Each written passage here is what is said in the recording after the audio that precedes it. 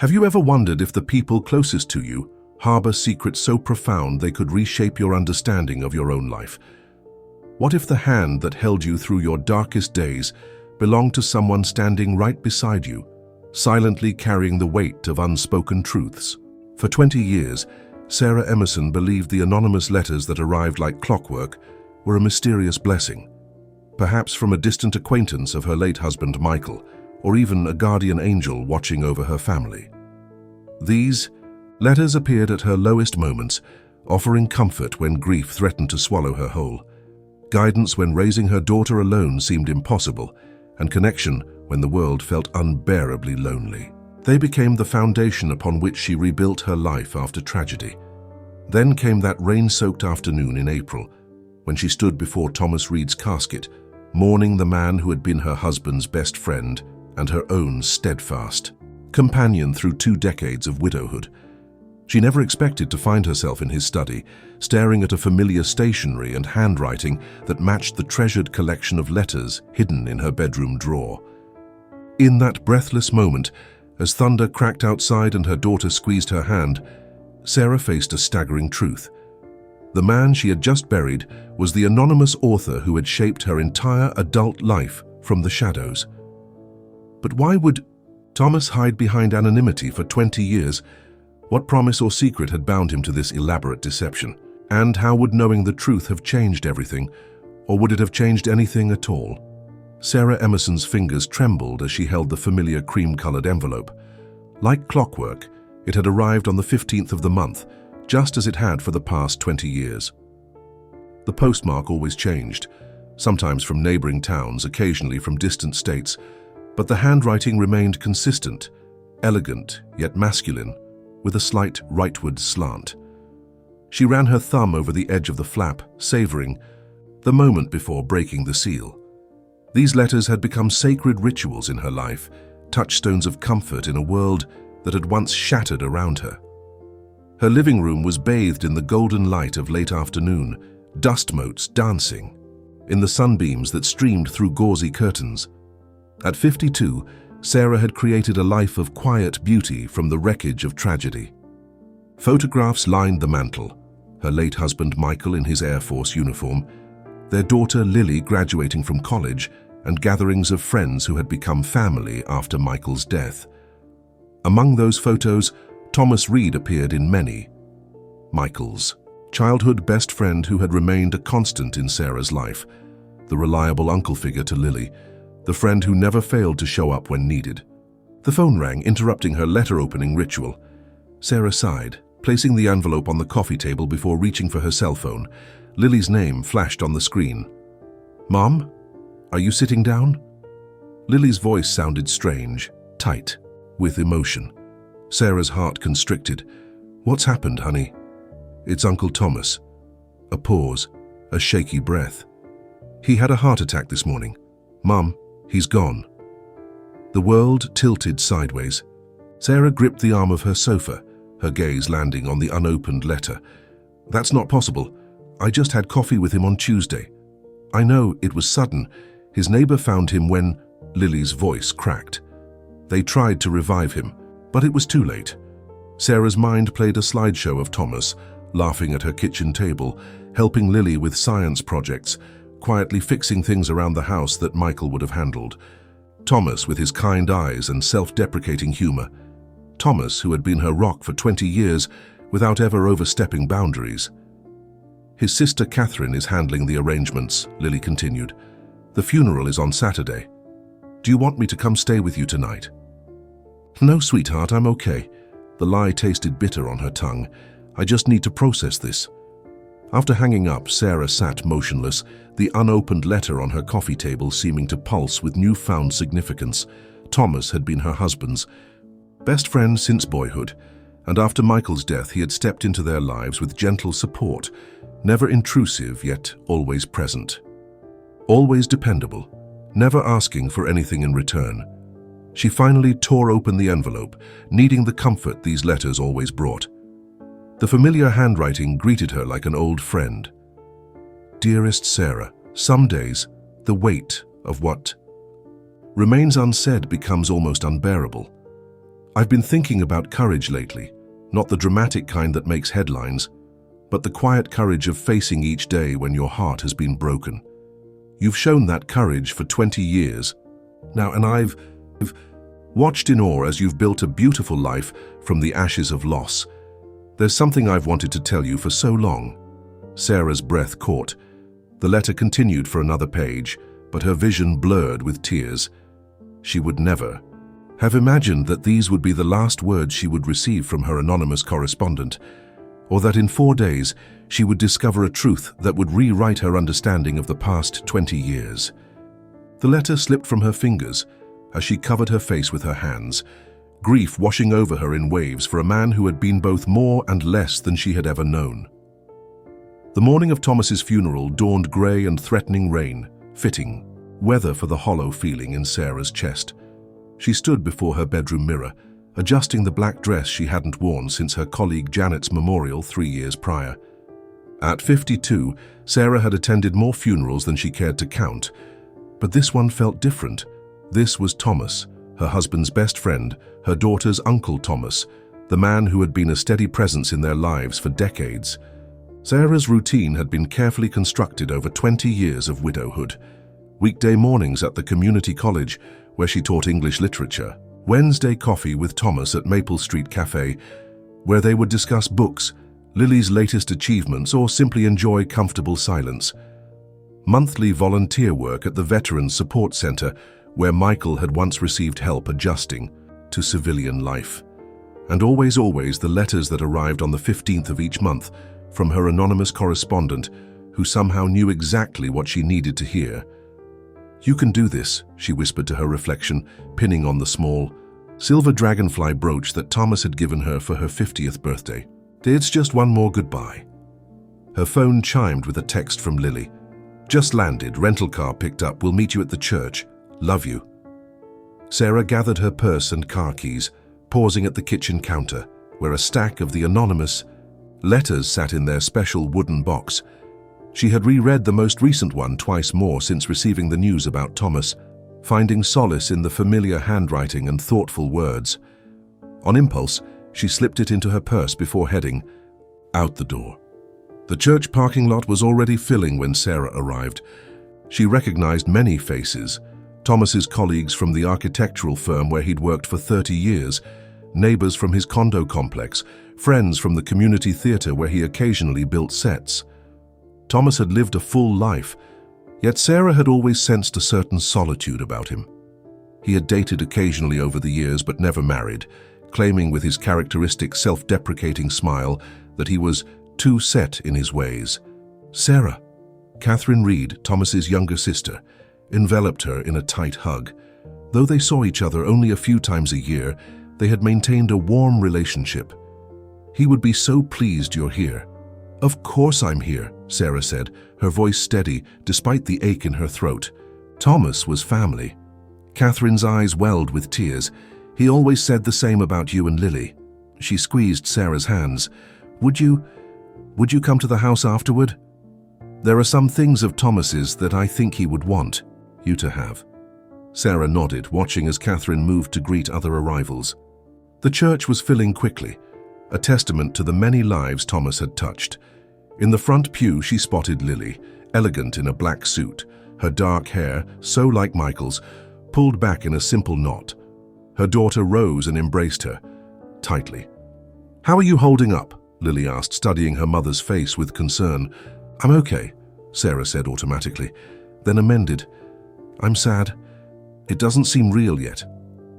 They sat together as the service began. The pastor spoke of Thomas's quiet generosity, his dedication to his community, his talent as an architect.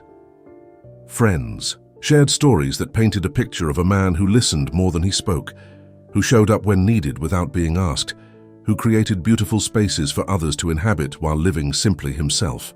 When it was Sarah's turn to speak, she stood at the podium, looking out at the faces of those who had loved Thomas in different ways. Her prepared remarks suddenly felt insufficient.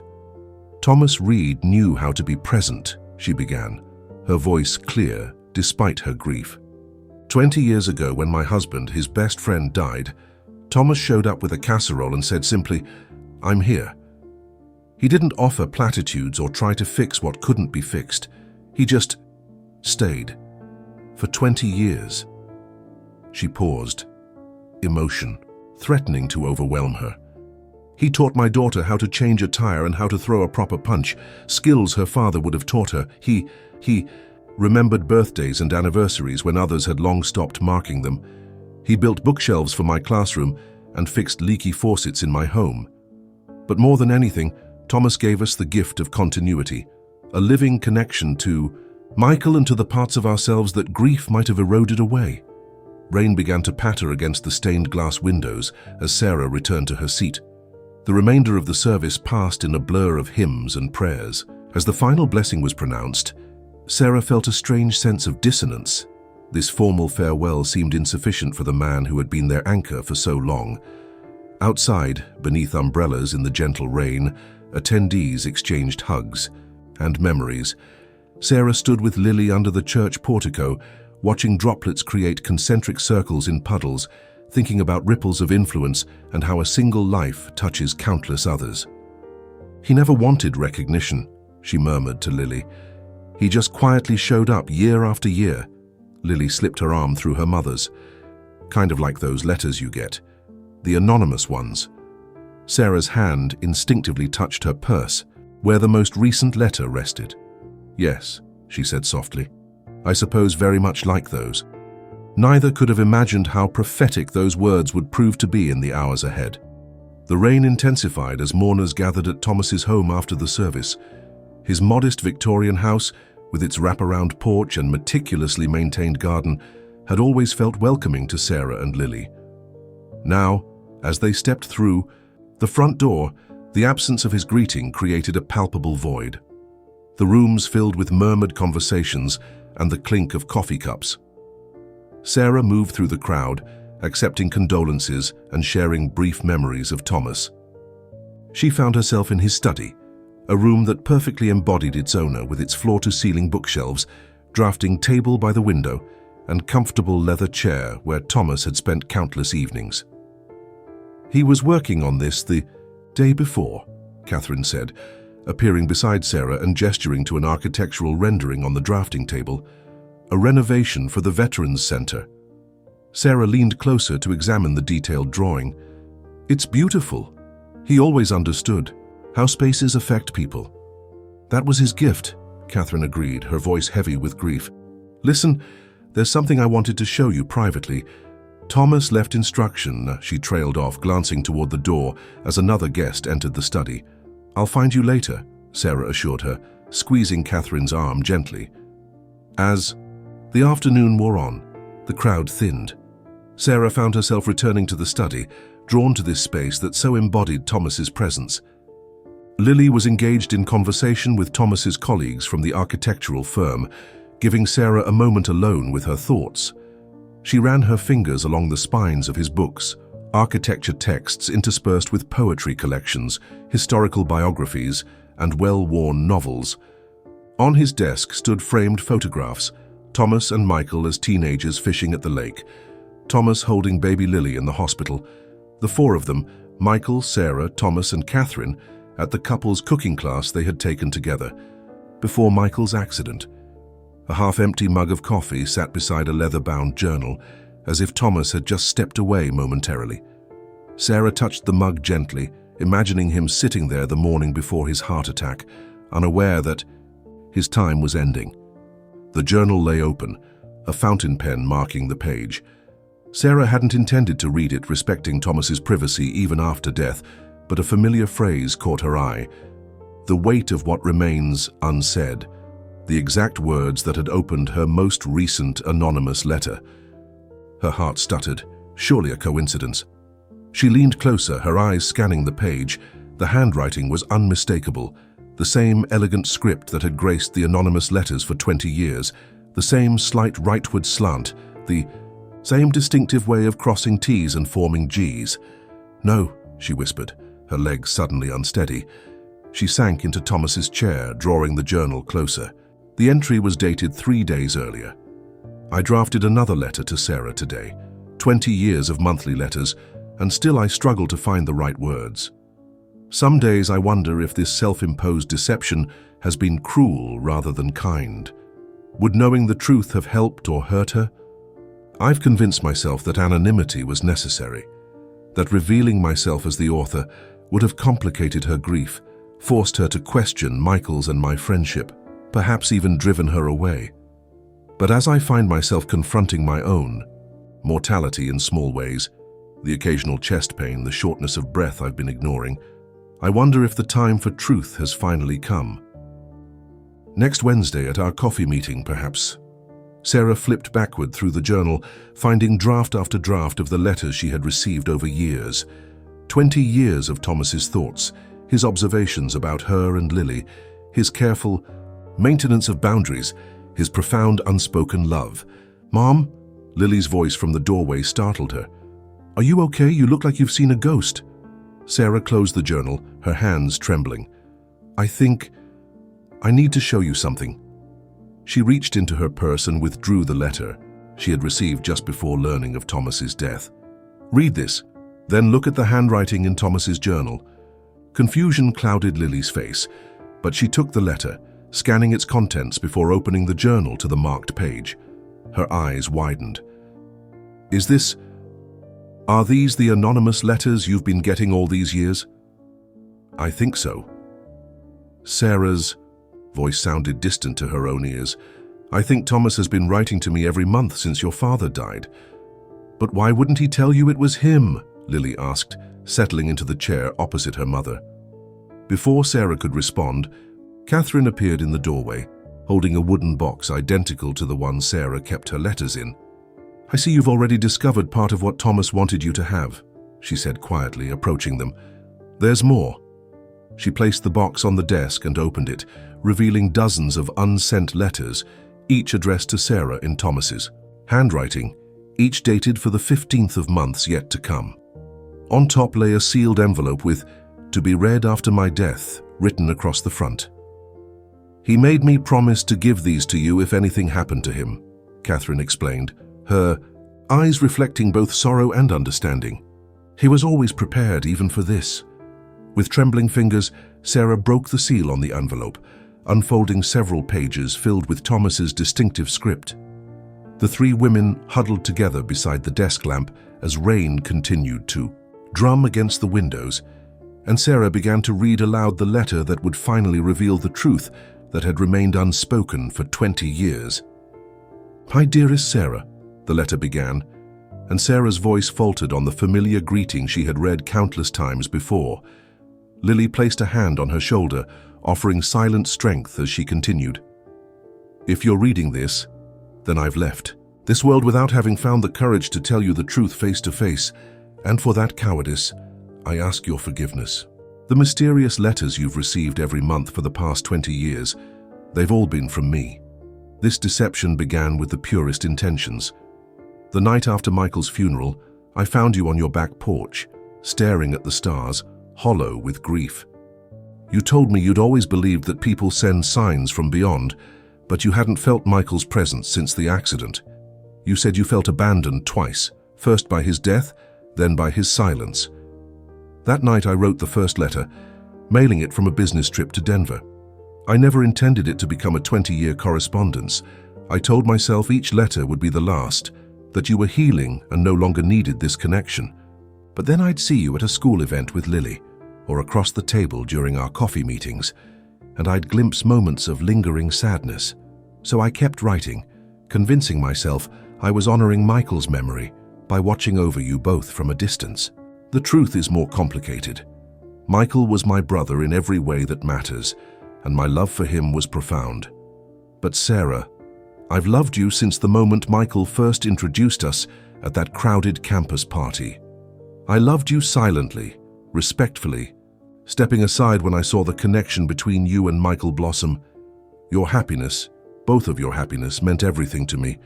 When Michael extracted that promise from me the night before his deployment, "Take care of them if anything happens to me, Tom," he couldn't have known how seriously I would take those words or how complicated my feelings were.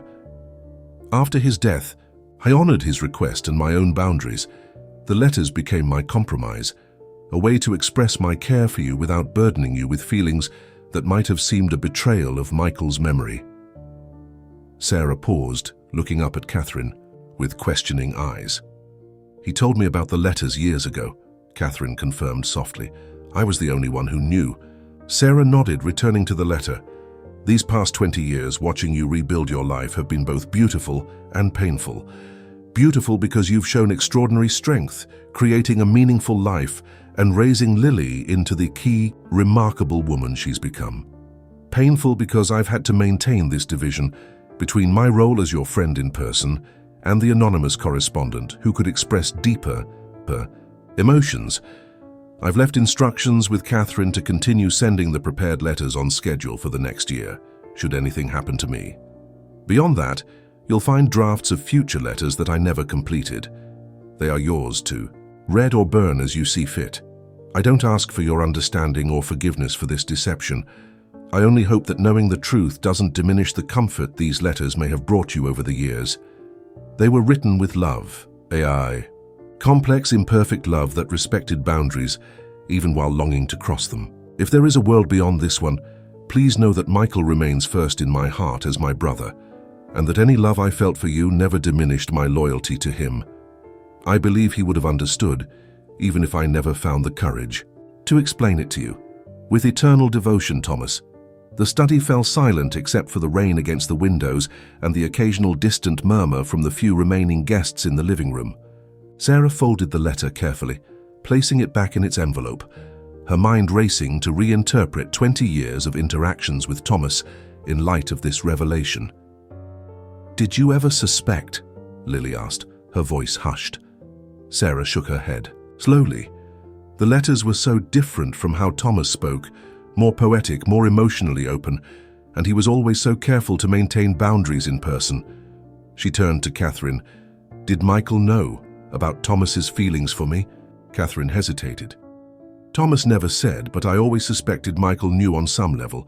The way they were with each other, there was such deep trust there.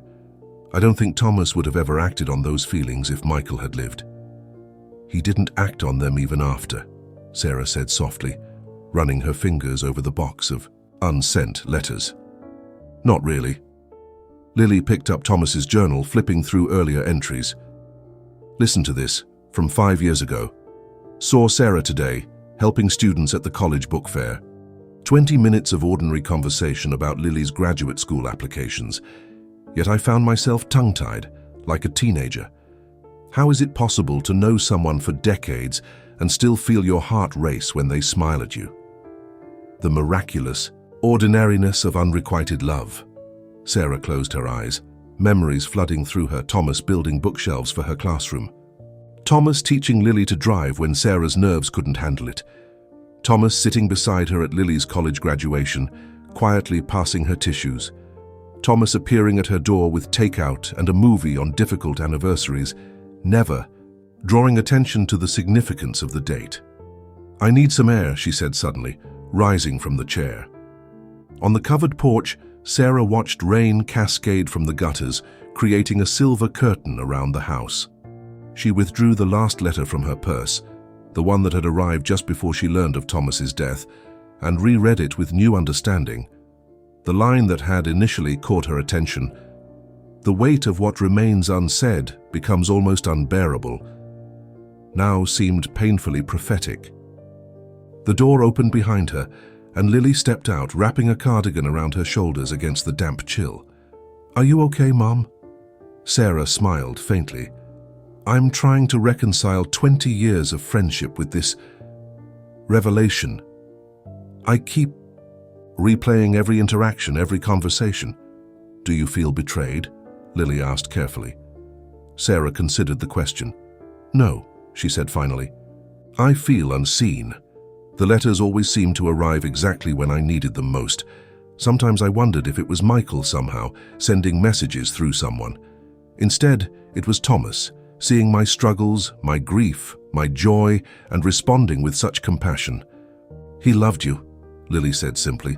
"Yes, but he loved your father too, and he loved you." Sarah turned to her daughter. "He created this elaborate system to support us without complicating our lives with his feelings. That's a rare kind of love." They stood in silence, watching the rain gradually lighten to a gentle mist. The gravity of Thomas's decades-long devotion settled over them both. Sarah thought about the unsent letters waiting in the box, Thomas's voice reaching out to her from beyond death, continuing the conversation they had maintained for 20 years. "What will you do now?" Lily asked. Before Sarah could answer, Catherine approached with 2 steaming mugs of tea. "Most of the guests have left," she said, handing them each a mug. "Just close friends remain." "Thank you for everything today," Sarah said, "and for keeping Thomas's secret all these years." Catherine smiled sadly. "He was my brother. I understood his reasons even when I didn't agree with them." She hesitated. "There's one more thing he wanted you to have. It's in his bedroom safe. Would you come upstairs when you're ready?" "Don't," Lily said, pointing to a card tucked into the lid of the box. Sarah unfolded it, reading aloud. "I bought this for your 50th birthday, but couldn't bring myself to give it. It seemed too personal, too revealing. You once told me dragonflies represent change and self-realization. May you always continue your journey of becoming. All my love, Thomas." The pendant blurred through Sarah's tears. She had indeed shared that snippet of dragonfly symbolism with Thomas during a Wednesday coffee years ago, a passing comment about why she collected dragonfly imagery. She had never imagined he had attached such significance to it. He remembered. "Everything?" she said softly.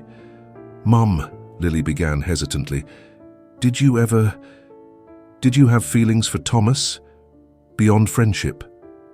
Sarah looked up, startled by the directness of the question. I never allowed myself to think of him that way. He was Michael's best friend, then our support system." She touched the pendant thoughtfully. "There were moments over the years when I felt a connection that might have been something more, but I interpreted it as the closeness of shared history, of friendship deepened by time. Would you have been open to more if he had spoken up?"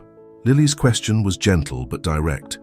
Sarah gazed out the window at the garden below, where the rain had finally stopped and late afternoon sunlight glinted on wet leaves. "I don't know," she admitted. "I built my life around being Michael's widow, your mother, my student's teacher. The possibility of being something else, someone else, rarely entered my mind." The room fell silent as they both contemplated the complex web of loyalty, grief, love, and unspoken possibilities that had defined their relationship with Thomas. "What happens now?" Lily asked eventually. "With the letters, I mean. There's a year's worth already written." "Catherine said he arranged for them to continue being sent," Sarah said, "a dead man's words arriving each month." She shook her head, trying to imagine how it would feel to receive those letters now, knowing their source. "Will you read them?" "I think I will," Sarah said thoughtfully. "They've been part of my life for 20 years, a comfort and a guide." She gathered the watch and pendant, returning them to their box. "But there's something else I need to do first." Downstairs, the last few guests were preparing to leave. Sarah found Catherine in the kitchen, washing teacups. "I'd like to see his writing space," Sarah said, "where he actually wrote the letters." Catherine dried her hands on a dish towel. "The sunroom off the back of the house. He converted it years ago, said the light was perfect there." She led them through the dining room to a small conservatory, overlooking the back garden. "I'll leave you to it." The space was quintessentially Thomas, orderly yet comfortable, with a writing desk positioned to capture the western light, bookshelves filled with reference materials, and a comfortable reading chair. A row of succulents lined the windowsill, each pot hand-painted with intricate geometric patterns. On the desk sat a leather blotter, a cup of pens, and a stack of the cream-colored stationery Sarah had received for 20 years. Beside it lay an address book open to S, with her address highlighted. In the drawer, Sarah found stamps, sealing wax, and a brass seal with an intricate M design. Michael's initial, she realized with a jolt. "He sealed each letter with Dad's initial," Lily said, picking up the brass stamp. "Another way of connecting you to him."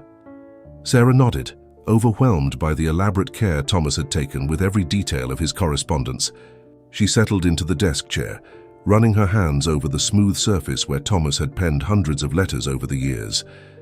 In the bottom drawer, she discovered a folder labeled Sarah Letter Ideas, filled with newspaper clippings, quotes from books, and notes about events in her life that might warrant special acknowledgement. "He kept track of everything," she murmured, showing Lily a note about an award Sarah had received 5 years earlier. The corresponding letter had arrived the following week, celebrating her achievement with pride that now made perfect sense. As the sun began to set, casting long shadows across the garden, Sarah made a decision. She selected a sheet of the cream-colored stationery and picked up one of Thomas's fountain pens. "What are you doing?" Lily asked, watching her mother with curiosity. "Writing him back," Sarah said simply. "After 20 years of receiving his letters, it seems only right that I finally respond." "But he's gone, Mom," Sarah smiled sadly. "Yes, but I'm not. And there are things I need to say even if he'll never read them." As Lily moved to give her privacy, Sarah began to write, her handwriting flowing across the page. "My dear Thomas, for 20 years, your words have been my compass, arriving in moments when I needed guidance most. I never imagined they came from you, the quiet, steady presence in our lives who asked for nothing in return. Today I learned the truth, and I am overwhelmed by the depth of your devotion and the magnitude of your sacrifice." The pen moved steadily as Sarah poured out her complicated feelings, gratitude for his unwavering support, confusion about the deception, and gentle regret for conversations they would never have. As the room darkened around her, she wrote, "By the light of Thomas's desk lamp," beginning the process of reconciling the friend she had known with the secret admirer who had sustained her through 2 decades of widowhood. Finishing the letter, she sealed it with Michael's brass stamp, a fitting symmetry to close the circle that had begun with tragedy and evolved into something beautiful, complex, and ultimately unfinished. The week following Thomas's funeral unfolded in a haze of emotional revelations for Sarah. Each night, she read through old letters, seeing them with new understanding, recognizing Thomas's voice in passages that had previously seemed mysterious, identifying oblique references to their Wednesday coffees or shared experiences. The anonymous correspondent who had seemed omniscient now revealed himself as the friend who had been paying careful attention all along. On Friday afternoon, Sarah sat at her kitchen table surrounded by stacks of letters organized chronologically. Lily had returned to her life in Chicago, promising to visit again soon, leaving Sarah alone with her thoughts and the written legacy of Thomas's devotion. The doorbell rang, startling her from contemplation of a letter from nearly 15 years earlier, in which Anonymous had offered surprisingly insightful advice about Lily's teenage rebellion. Sarah opened the door to find Catherine on the porch, holding a cardboard file box. "I found more," Catherine said by way of greeting. "I've been clearing out Thomas's home office and discovered these in a filing cabinet." She set the box on the coffee table as Sarah led her into the living room. "They appear to be first drafts or alternate versions of letters he sent you." Sarah opened the box to find dozens of handwritten pages, some crossed out and rewritten, others abandoned mid-thought. "He agonized over these," she murmured, scanning a page where Thomas had written 3 different openings for what appeared to be a birthday greeting. "Thomas was a perfectionist about most things," Catherine said with a sad smile, "but especially about these letters. He wanted each one to be exactly what you needed." Sarah gestured to the tea service on the side table. "Would you like some?" So I was just about to make a fresh pot. As they settled with steaming cups, Catherine studied Sarah's face. "How are you really doing with all this? It's a lot to process." Sarah wrapped her hands around the warm cup. "Honestly, I'm cycling through so many emotions. Amazement at his dedication, gratitude for his support, confusion about why he maintained the deception for so long, and," she hesitated, "a strange sort of grief for what might have been if he'd only spoken up. Would it have changed things if he had told you the letters were from him?" Catherine's question was gentle, free of judgment. "I don't know," Sarah admitted. "Early on, probably not. I was still so focused on losing Michael, on being his widow and Lily's mother. But later," she trailed off, remembering moments over the years when she had felt a connection with Thomas that went beyond friendship. A lingering glance, a comfortable silence, the way her heart sometimes lifted when he appeared at her door. I never allowed myself to consider the possibility. He was Michael's best friend, and I couldn't imagine crossing that line. He felt the same way, Catherine said.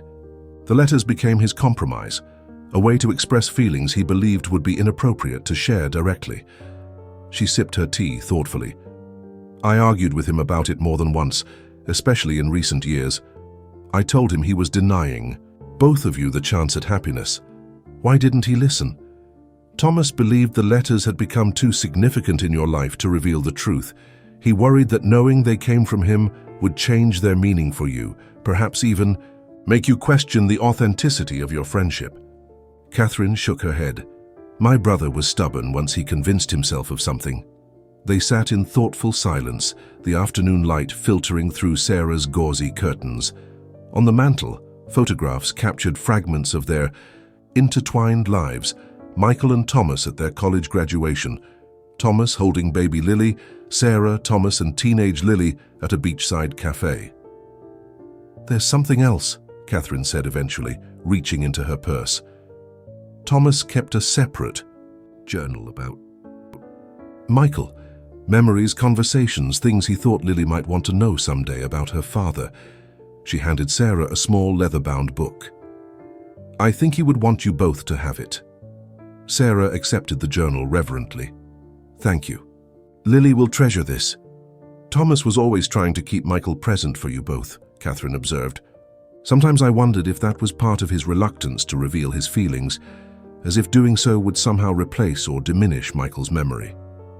When, in reality, no one kept Michael's memory more alive than Thomas, Sarah said softly. After Catherine left, Sarah opened the journal about Michael, reading Thomas's detailed recollections of their childhood adventures, college escapades, and the more mature friendship they had developed as adults. The entries painted a vivid picture of Michael's personality, his humor, his principles, his occasional stubbornness. Thomas had captured anecdotes Sarah had never heard, preserving facets of her husband's character that might otherwise have been lost. The final entry, dated shortly after Michael's funeral, brought tears to Sarah's eyes. I made a promise to you, Michael, standing beside your casket. I will look after them, not as a replacement for you, never that, but as the friend who loves them because you love them first, and because they are worthy of love in their own right. Sarah is stronger than either of us ever realized, and Lily grows more like you every day. I will be their constant, their safe harbor, for as long as they need me. This is my oath to you, brother. Sarah closed the journal, overwhelmed by the depth of Thomas's commitment. He had kept that promise for 20 years, supporting them while carefully maintaining boundaries that preserved the primacy of Michael's place in their lives. The telephone rang, startling her from reflection. It was Lily. Mom, I've been thinking about Uncle Thomas's letters, she began without preamble. The future ones, the ones he prepared in advance. Do you want me to take over sending them? Catherine mentioned the system he had in place, and I thought maybe you'd continue the deception, Sarah asked, surprised. Not exactly, Lily said. More like honoring his intention while acknowledging the truth. I could send them as scheduled, but maybe include a note acknowledging they're from his prepared batch, a way of preserving the tradition while being honest about its source. Sarah considered the suggestion, reminded again of how thoughtful her daughter had become. That's a lovely idea, but I think I'd rather receive them from Catherine, as Thomas arranged. There's something fitting about maintaining his original plan. She paused. But I would like you to read them too after I receive each one. They're part of your history as well. I'd like that, Lily said. And Mum, I've been looking through old photos from when Dad was alive. There are so many with the three of you together. I never realized before how often Thomas was there even then. He was always there, Sarah said softly, in the background, supporting us without drawing attention to himself. After hanging up, Sarah returned to the stacks of letters on her kitchen table. She selected one from the earliest period, just 6 months after Michael's death, when grief had still been a raw, gaping wound. The anonymous writer had shared a memory of Michael that had brought both tears and comfort. I remember watching Him the day he first saw you across that crowded campus quad. He stopped mid-sentence, staring as if he'd seen a revelation. "That's her," he said, though he didn't yet know your name. "That's the one I'm going to marry." His certainty was breathtaking, and, as events proved, absolutely correct. He recognized his future in your face. Some people search a lifetime for that kind of certainty. Michael found it in an instant, because his heart was always open to possibility. Sarah had treasured that story, this glimpse of Michael's immediate attraction to her from someone who had witnessed it. Now, knowing it came from Thomas, the anecdote took on additional layers of meaning. He had watched his best friend fall in love with the woman he himself admired, and he had stepped aside gracefully, supporting their relationship while burying his own feelings. The depth of that sacrifice struck Sarah anew. Thomas had not only respected Michael and Sarah's relationship in life, but had continued to honor it for 20 years after Michael's death, putting their needs above his own desires. She gathered the letters into their box, a plan forming in her mind. These letters were not merely correspondence. They were a chronicle of her life after loss, a testament to Thomas's unwavering devotion, and now a bridge to understanding the complexities of love and friendship that had shaped all their lives. Tomorrow, she would begin sorting them chronologically, creating a complete narrative of the past 20 years. And then perhaps she would begin a project to honor both men who had loved her, the husband whose memory she had cherished, and the friend whose quiet devotion had sustained her through the long aftermath of grief. As evening fell, Sarah placed Michael's watch, now returned through Thomas's final act of loyalty, beside her bed. Next to it, she set the dragonfly pendant Thomas had been too shy to give her in life. The two objects, representing the two men who had shaped her adult life, seemed to belong together somehow. She touched each gently before turning out the light, wondering what dreams might come in this new landscape of understanding. The 15th of May arrived with a clear sky and bird song filtering through Sarah's open bedroom window. 1 month since, Thomas's funeral. 1 month of recalibrating her understanding of the past 20 years. She knew a letter would arrive today, the first of the posthumous correspondence Thomas had arranged. All morning, she found herself glancing toward the front door, listening for the mail carrier's footsteps on the porch. When the familiar sound finally came shortly after noon, Sarah waited a full minute before retrieving the mail, her heart pounding with anticipation and apprehension. There it was, the cream-colored envelope with her address in Thomas's distinctive handwriting. The postmark was local this time, no longer part of the elaborate misdirection Thomas had maintained for 2 decades. Catherine had explained that Thomas had systematically prepared and arranged for these final 12 letters to be mailed by a local service that handled estate matters. Sarah carried the envelope to her sunroom, the place where she had always read these monthly missives. Sunlight dappled the pages as she carefully broke the seal, extracting 2 sheets of Thomas's stationery. The letter was dated 2 months before his death. "Dearest Sarah, if you're reading these words, 2 significant events have occurred. I am no longer among the living, and you have discovered the truth about these letters. I imagine both revelations have left you with questions and perhaps some confusion. I hope this letter, and the ones that will follow in the coming months, might provide some answers. First, please know that I never intended to deceive you out of malice or manipulation. What began as a one-time gesture of comfort after Michael's funeral somehow evolved into a 20-year correspondence that became increasingly difficult to explain or end as time passed. You might wonder why I maintained this division. Thomas, your friend in person, and the anonymous letter writer who expressed deeper thoughts and feelings. The simple answer is fear. Fear of complicating your grief, fear of betraying Michael's memory, fear of rejection, and perhaps most significantly, fear of disrupting the delicate balance of our friendship that had become so central to both our lives. I've spent considerable time in recent months thinking about choices and consequences. Would your life have been different if I had been honest from the beginning? Would mine? There's a certain irony in the fact that I designed buildings for a living, structures with clean lines and transparent purposes, while constructing such an elaborate emotional architecture in my personal life. You once told me, during one of our Wednesday coffees that you believed life was shaped less by dramatic moments than by small daily choices that accumulate over time. My choice to write anonymously, repeated month after month for 20 years, certainly proves your point. What began as a single act of kindness calcified into a pattern I couldn't break without dismantling a relationship that sustained us both. I hope you can forgive this deception and perhaps even understand it. These letters allowed me to express a love that had nowhere else to go, a love that respected boundaries even while longing to cross them. In the coming months, these final letters will share memories and reflections I never found the courage to express in person. Consider them my epilogue, if you will, thoughts from a man who loved imperfectly but completely. With enduring devotion, Thomas. Sarah folded the letter carefully, tears blurring her vision. Thomas's posthumous words were more direct than his anonymous correspondence had ever been, explicitly acknowledging his feelings and the complexity of their relationship. The letter felt like the beginning of a conversation they should have had years ago, one that might have altered the course of both their lives. She reached for her phone and dialed Catherine's number. "It arrived," she said when Thomas's sister answered.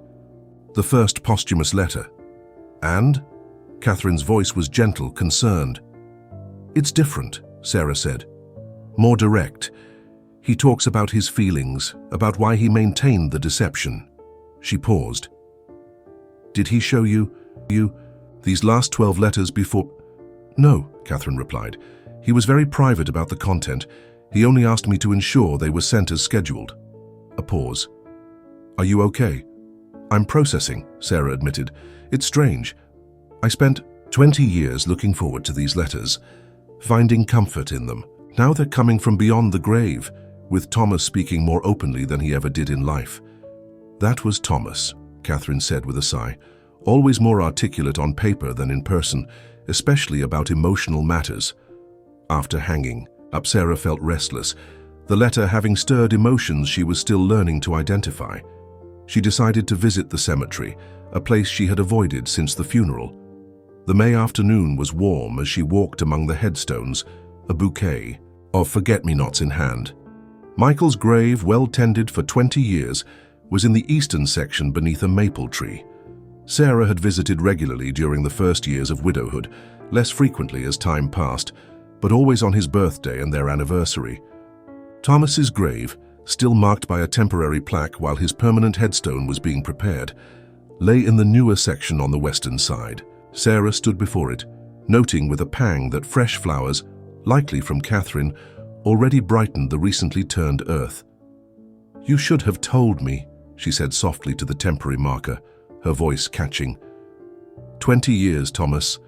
We could have had a conversation.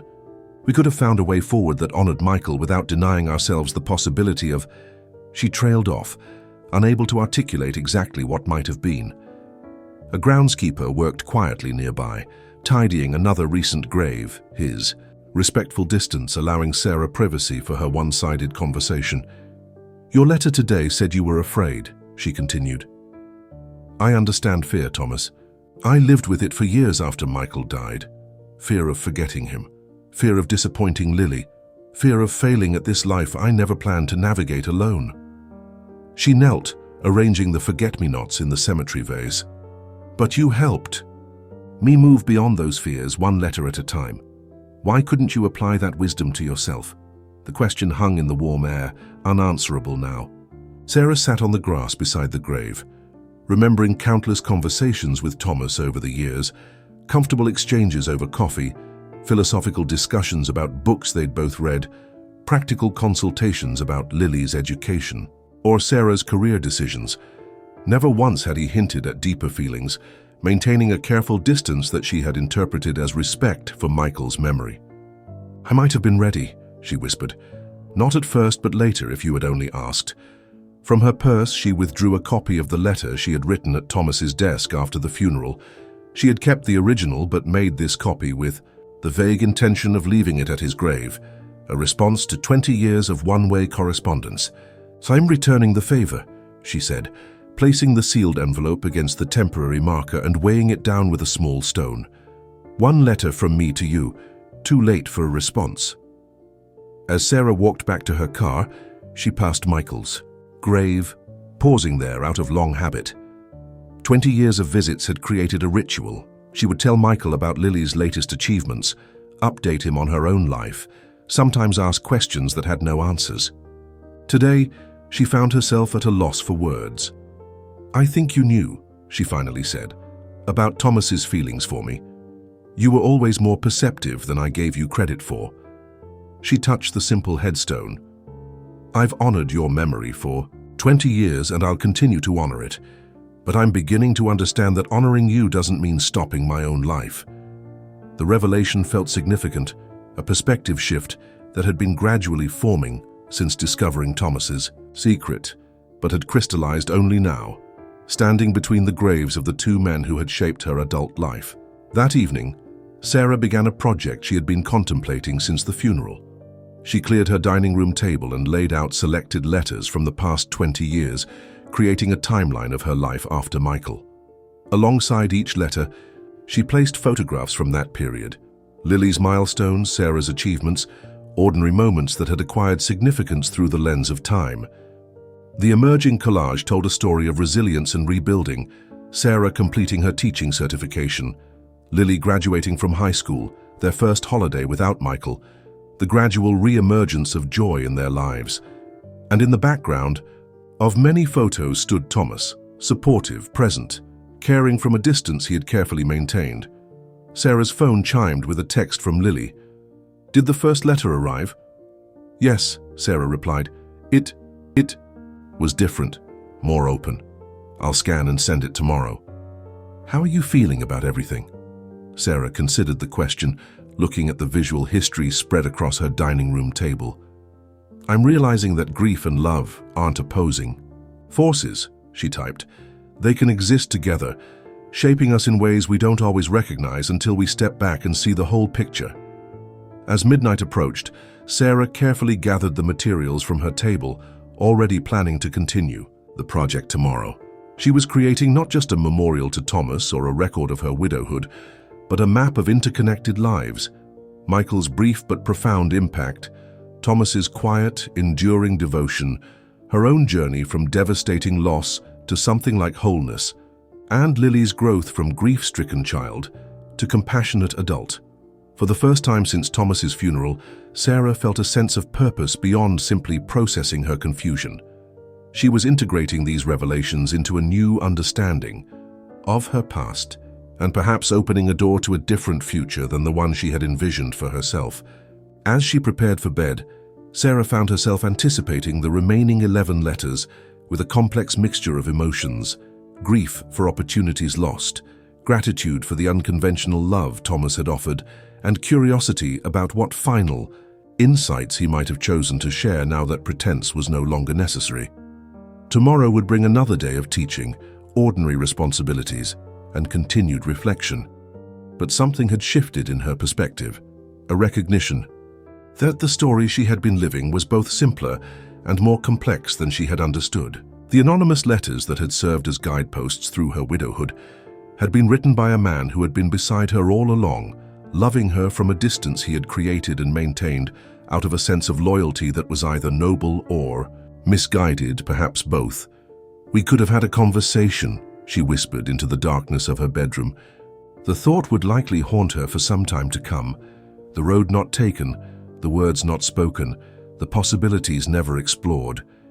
Yet there was something fitting, even poetic, about Thomas revealing himself fully only after death, continuing their correspondence from beyond the veil he had created between them in life.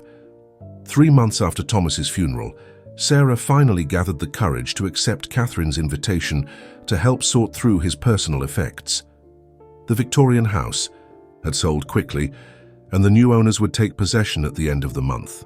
Though most of Thomas's furniture and architectural collections had already been distributed according to his will, his personal papers and photographs remained largely untouched.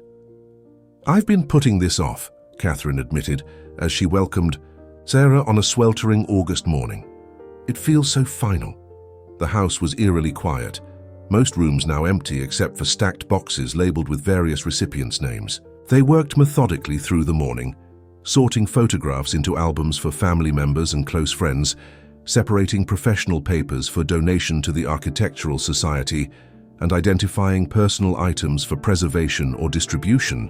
In Thomas's study, Sarah opened a filing cabinet containing organized folders of correspondence, letters from colleagues, former clients, and various professional organizations. Her fingers paused on a folder labeled simply, Michael. "May I?" she asked Catherine, who nodded encouragement. Inside, Sarah found letters exchanged between Michael and Thomas during Michael's military service, ordinary communications between friends, sharing news, jokes, and observations. She had seen some of these before, but others were new to her. She set those aside to share with Lily, who treasured any connection to the father she barely remembered. Deeper in the folder, she discovered a sealed envelope addressed to Thomas in Michael's handwriting, marked, "Open only in case of emergency." The postmark dated it 3 weeks before the accident. "I've never seen this," Catherine said, examining the envelope. "It was never opened." Sarah's heart raced. "Do you think we should—" "It's addressed to Thomas," Catherine said hesitantly. "But under the circumstances—" They looked at each other, both understanding the potential significance of this final communication from Michael to his best friend. "I think we should read it," Sarah decided. "If it contains something Lily should know about her father—" Catherine carefully opened the sealed envelope, extracting a single sheet of Michael's stationery. She scanned it quickly, her expression shifting from curiosity to concern. "You should read this privately," she said, handing the letter to Sarah. "I'll go make some tea." Alone in Thomas's study, Sarah unfolded the letter from her husband to his best friend, written weeks before his death. "Tom, if you're reading this, something has happened to me, and I need to ask you for one more favor beyond the promise you've already made to look after Sarah and Lily. I've been having dreams, the same one repeatedly, where I don't make it home. Maybe it's just pre-deployment nerves, but it's got me thinking about what's left unsaid between us. You've been my brother since we were kids. You know me better than anyone, which is why I'm certain you've been in love with Sarah since the day I introduced you. I've seen it in your eyes, Tom, even though you've never acted on it or spoken of it. Your loyalty to me has always been absolute, and I've never doubted it for a second. Here's the favor. If something happens to me, don't carry that love to your grave, not immediately. Sarah will need time, and so will you. But eventually. I'm not saying this out of some noble self-sacrifice. I'm saying it because I know you. And I know Sarah, and I know you'd make each other happy. You're already her closest friend beside me. She'll resist at first. She's stubborn that way. And you'll probably convince yourself it would be a betrayal of my memory. It wouldn't be.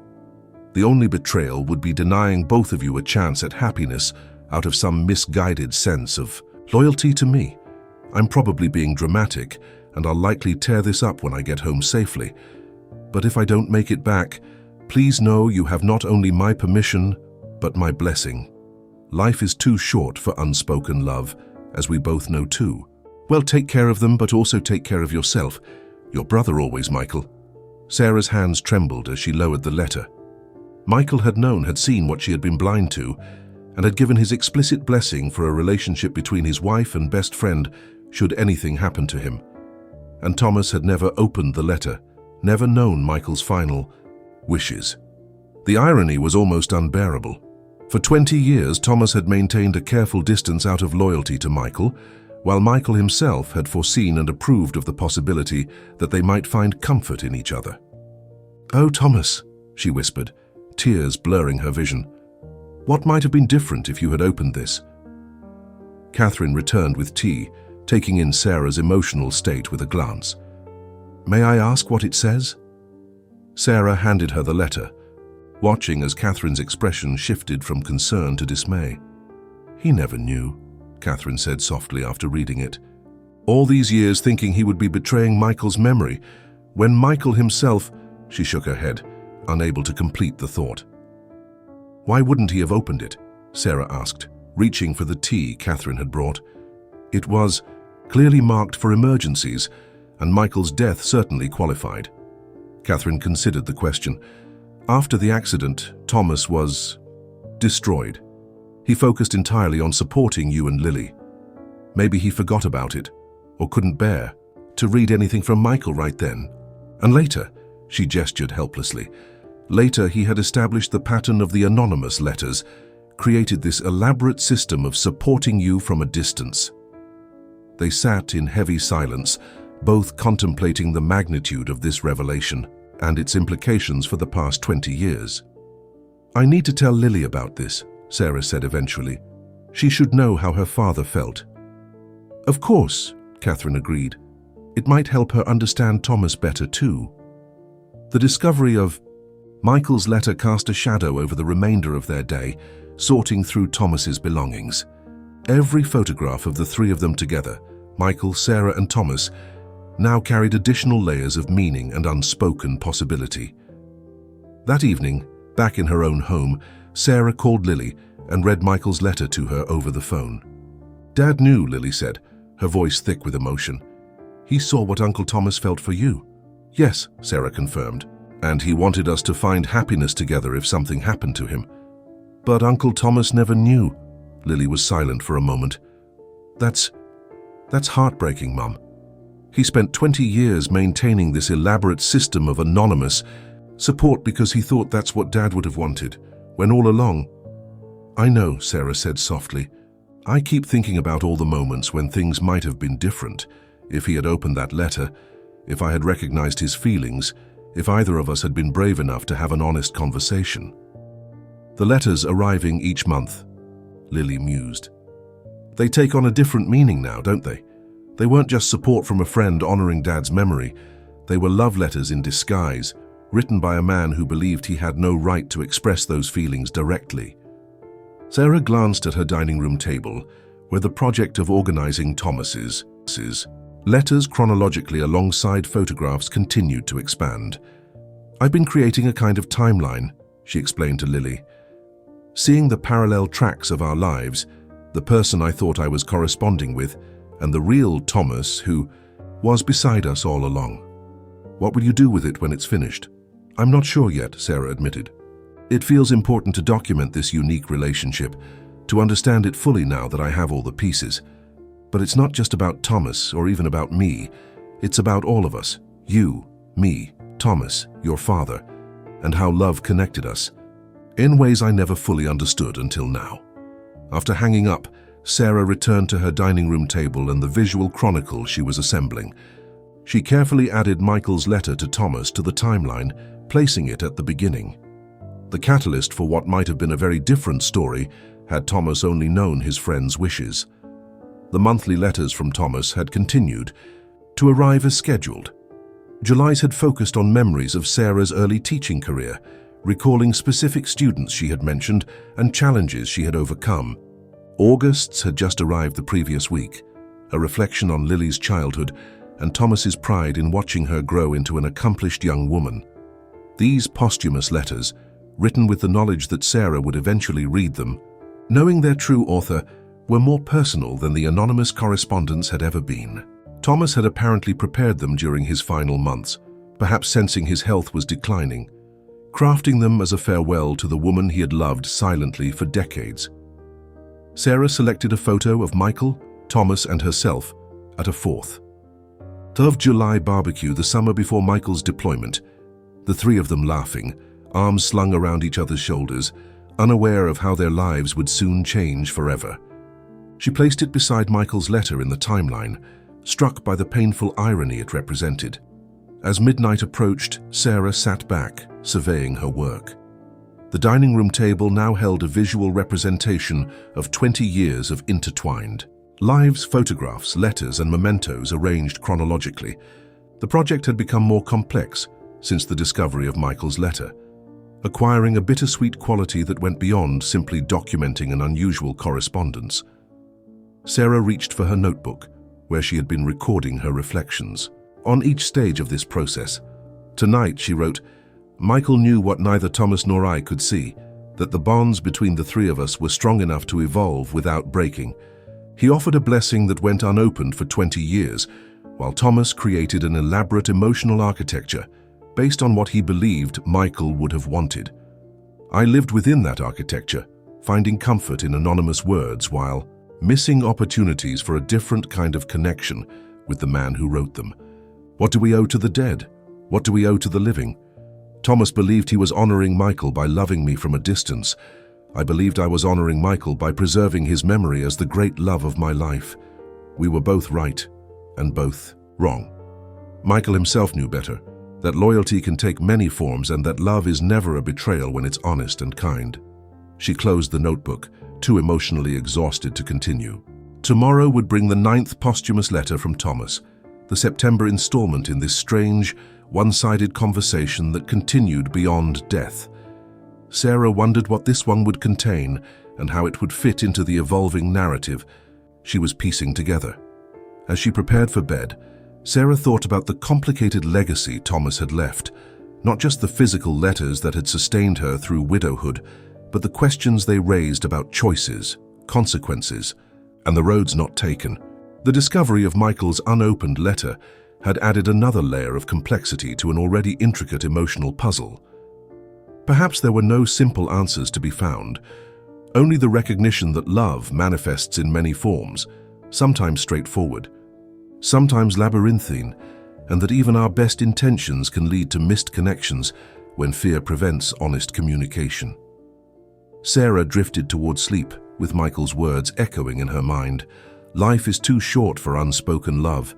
The tragedy was that his insight had remained sealed in an envelope, while Thomas and Sarah built their lives around what they believed was proper, respectful, and expected, never knowing that the man they both loved had envisioned a different possibility for them. 6 months after Thomas's funeral, Sarah stood in the gallery space of the Community Arts Center, surveying the installation that had consumed her energy since summer.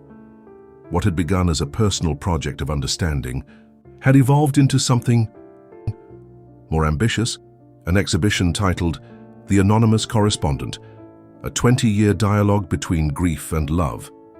The gallery walls displayed enlarged excerpts from Thomas's letters, alongside photographs documenting the lives of Sarah, Lily, and Thomas over 2 decades. In the center of the room, glass cases contained original letters, Thomas's journals, and artifacts that connected to specific moments in their shared history. A reading nook offered visitors complete transcripts of selected correspondence, arranged chronologically to tell the story of their unusual relationship. "It's remarkable," Catherine said, joining Sarah as they made final preparations for the evening's opening reception. "Thomas would be mortified and proud in equal measure." Sarah smiled. "That's exactly what Lily said." She adjusted the frame, containing Michael's unopened letter to Thomas, now a central piece in the exhibition, displayed alongside Thomas's first anonymous letter to Sarah. "Do you think it's too personal, sharing all of this?" "Not at all," Catherine assured her. "You've created something universal from your specific experience. Everyone who visits will find something that resonates with their own life. Missed connections, unspoken feelings, the complications of grief and loyalty." The exhibition had come together with surprising speed. Sarah's initial idea of documenting the correspondence for Lily's benefit had expanded when the director of the Arts Center, a former student of Sarah's, had seen the project and suggested a public installation. With Lily and Catherine's blessing, Sarah had transformed her personal exploration into a meditation on love, loss, and the words that connect us across time. "Mom, the caterers are here," Lily called from the gallery entrance. At 25, she had her father's height and her mother's expressive eyes. She had flown in from Chicago for the exhibition opening and had been instrumental in organizing the accompanying materials, a printed catalog, digital archive, and series of community discussions about grief and connection. The evening unfolded better than Sarah could have hoped. Friends, colleagues, students, and community members moved through the exhibition, pausing to read letter excerpts and examine photographs. Many approached Sarah with tears in their eyes, sharing their own stories of loss, longing, and unexpected connections. "I never knew Thomas well," admitted Eleanor, Sarah's department chair at the community college, "but this makes me wish I had. What an extraordinary friendship you shared." "It was more than friendship," Sarah found herself saying. though neither of us fully recognized it while he was alive. As the crowd thinned near the end of the evening, Sarah noticed an elderly man studying the display containing Michael's letter with particular intensity. Something about his posture seemed familiar. "Colonel Larson," she ventured, approaching him. The man turned, his weathered face breaking into a smile of recognition. "Sarah Emerson, it's been many years." Colonel James Larson had been Michael's commanding officer and had delivered the news of his death in person 20 years earlier. He had stayed in touch for a few years afterward, checking on Sarah and Lily occasionally, but they had eventually lost contact. "What brings you here?"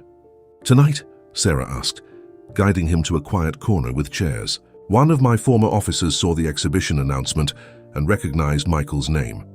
Colonel Larson settled into a chair, his movements betraying his advancing age. "I had to come see for myself. Quite a story you've laid out here." "Yes," Sarah agreed. "It's taken me months to process it all. Thomas's secret correspondence, Michael's unopened letter." Colonel Larson nodded thoughtfully. "Michael Emerson was an exceptional man, perceptive, compassionate. I'm not surprised he recognized what was between his wife and best friend before either of them did." He paused, studying Sarah's face. "What I find remarkable is this Thomas Reed's dedication. 20 years of anonymous support while remaining physically present in your lives. That requires extraordinary discipline and character." "Or fear," Sarah suggested. "Fear of disrupting the status quo, fear of betraying Michael's memory."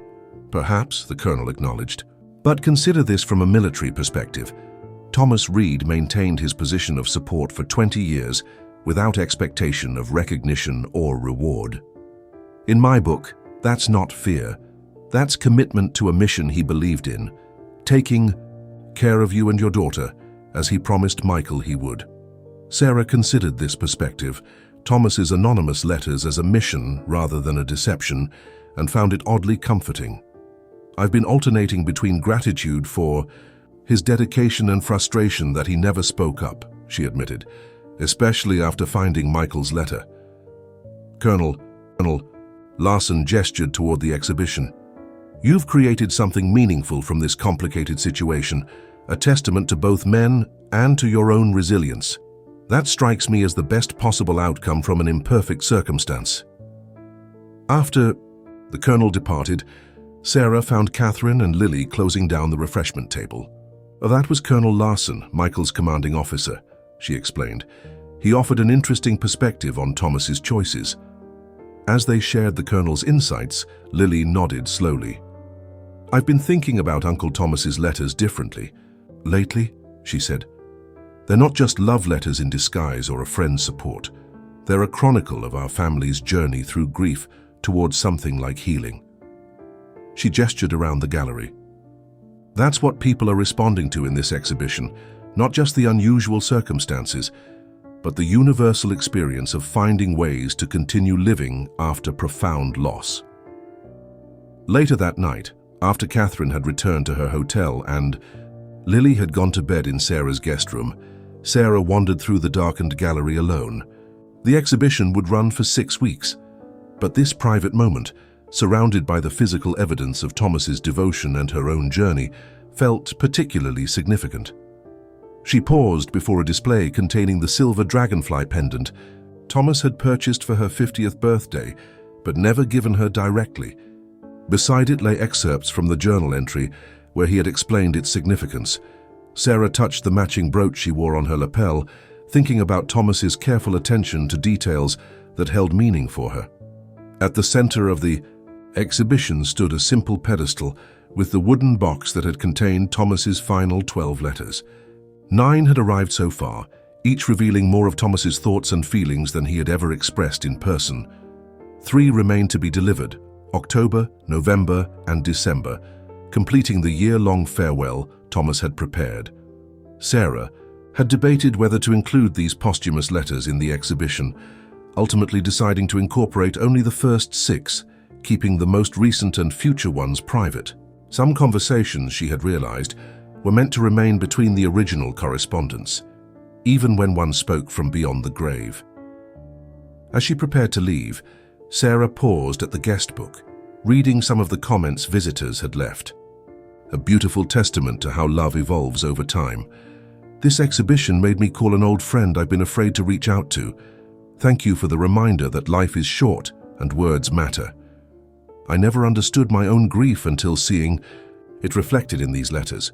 The responses confirmed what Sarah had hoped, that sharing this unique correspondence might help others recognize the complex ways we connect, disconnect, and reconnect throughout our lives. Outside, the October night was crisp, stars visible, despite the town's lights.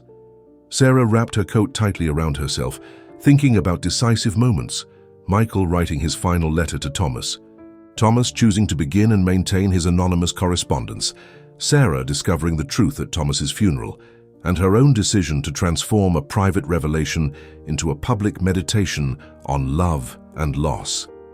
Each choice had led to consequences that rippled through their interconnected lives. Michael's letter, had it been read, might have altered everything that followed. Thomas's decision to write anonymously had provided Sarah with essential support while preventing a deeper connection from developing. Sarah's exhibition was creating new ripples, touching lives beyond their immediate circle. As she drove home, Sarah thought about the 3 letters yet to arrive, Thomas's final communications from beyond death. What would they contain? And how would she feel when the correspondence that had sustained her for 20 years finally definitively ended? These questions had no immediate answers. For now, Sarah focused on the exhibition's success and the unexpected sense of peace she had found in sharing this complicated story with others. What had begun as a personal endeavor to understand Thomas's motivations had evolved into something more universal, an exploration of how we maintain connections across time, distance, and even death. At home, Sarah found Lily still awake, making tea in the kitchen. "I couldn't sleep," Lily explained. "Too many thoughts about the exhibition, about Uncle Thomas and Dad." "Me too," Sarah admitted, accepting a steaming mug gratefully. They settled at the kitchen table that had held the early stages of what became the exhibition. Now it was clear, except for tomorrow's mail, which included the cream-colored envelope Sarah had been expecting, the October letter from Thomas. "Are you going to read it now?" Lily asked, noticing her mother's gaze. Sarah nodded. People had approached her with similar stories, of unspoken feelings, missed connections, and the ways grief reshapes relationships. The exhibition had sparked dialogue about emotional communication and the different languages of love, extending far beyond Sarah's personal experience. Outside, the snow continued to fall as Sarah made her way to her car. Today was the 15th of December, the day the final letter from Thomas would arrive. 11 had come already, each offering insights into Thomas's thoughts and feelings that he had never expressed in person. This 12th letter would complete the year-long posthumous correspondence he had arranged before his death. At home, Sarah found the familiar cream-colored envelope waiting on her porch, slightly damp from snowflakes. She carried it inside, setting it on the kitchen table while she prepared tea, prolonging the moment before reading Thomas's final words. When she could delay no longer, Sarah opened the envelope with care, extracting 3 pages of Thomas's distinctive handwriting. "My dearest Sarah, this is the last letter I will write to you, the final installment in a correspondence that has spanned 20 years and sustained me in ways I could never adequately express. By the time you read these words, you will have known the truth about our unusual relationship for nearly a year. I hope that knowledge has brought more understanding than pain. I've been contemplating what final thoughts to share with you, what wisdom or insight might serve as a fitting conclusion to thousands of words exchanged over 2 decades. What I keep returning to is this: we are all shaped by the stories we tell ourselves about our lives, about our choices, about the nature of love and loyalty and grief. For 20 years I told myself a story about honor and boundaries, about respecting Michael's memory by loving you from a distance. I believed this narrative so completely that it became my reality, narrowing my perception of what might have been possible between us. You perhaps told yourself a story about widowhood, about preserving Michael's central place in your heart while rebuilding a life around his absence. Both our stories served purposes. They helped us navigate terrain.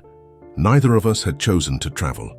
What I've come to understand in my final months, too late for anything but this posthumous confession, is that we sometimes outgrow the stories that once protected us. The narrative that gave me purpose in the early years after Michael's death gradually became a constraint that prevented authentic connection. I don't write this with regret. The path we walked together, complicated as it was, brought genuine joy and meaning to my life. I cherished our Wednesday coffees, our shared interest in Lily's development, the easy companionship we maintained through the years. If this was all we were meant to have, it was enough, more than enough.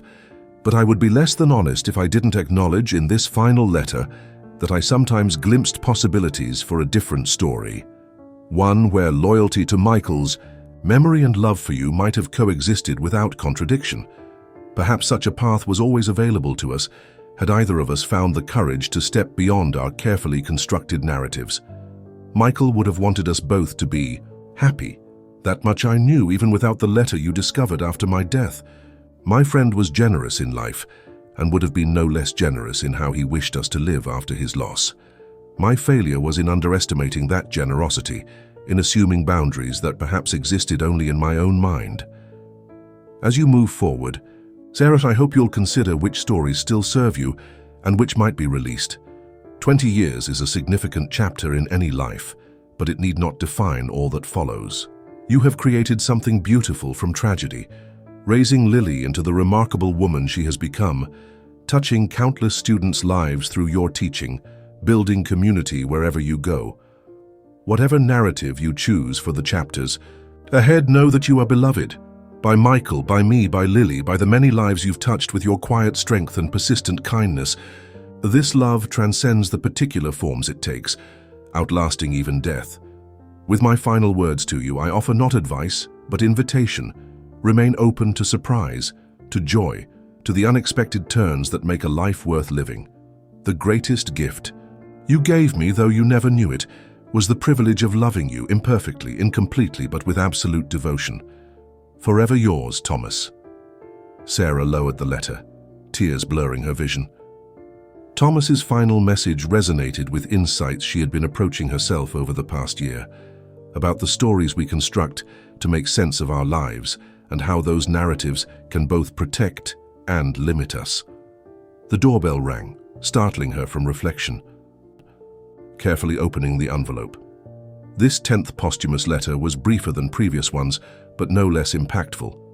Dearest Sarah, as I write these final letters, I find myself reflecting on choices, those made and those avoided.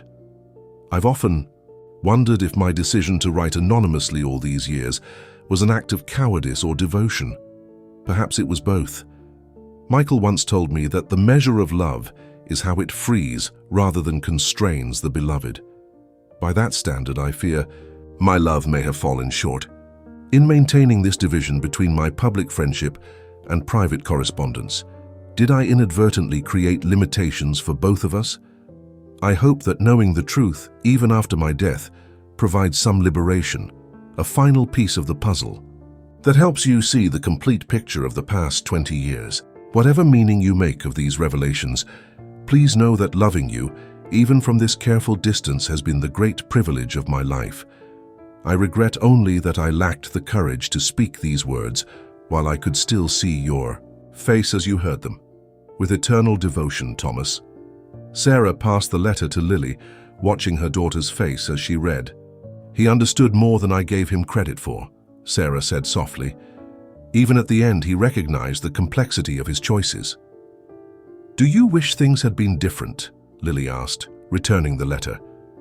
That he had told you the truth while he was alive? Sarah considered the question carefully. Yes and no. I wish we could have had an honest conversation about his feelings and Michael's letter, but I'm not sure I would have been ready to hear it for many years after your father died. She sighed. The irony is that by the time I might have been open to a different relationship with Thomas, we were both so entrenched in our established patterns that neither of us could imagine disrupting them. And now? Lily prompted gently. Now I'm grateful for what we had, complicated as it was, Sarah said. The anonymous letters supported me through the darkest period of my life.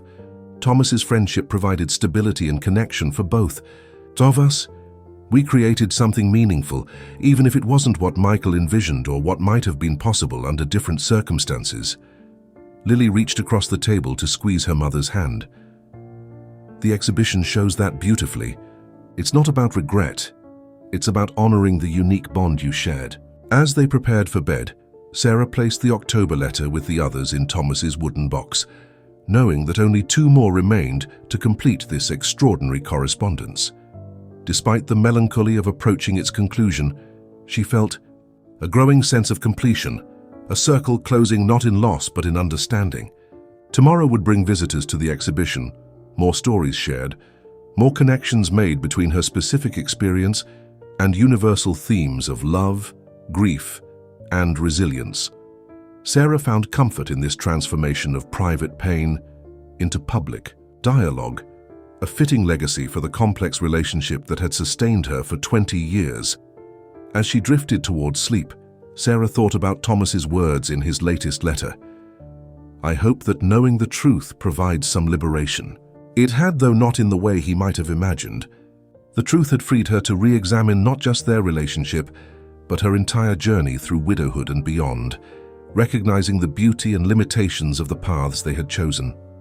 December arrived with the first significant snowfall of the season, blanketing the town in pristine white that muffled sounds and transformed familiar landscapes. Sarah stood at her classroom window, watching students traverse the community college campus with heads bent against the wind, their colorful coats bright against the monochromatic background.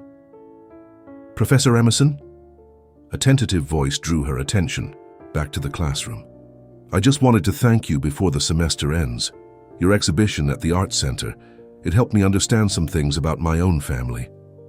Alex Chen, a quiet student who rarely spoke in class discussions, stood before Sarah's desk, his expression earnest.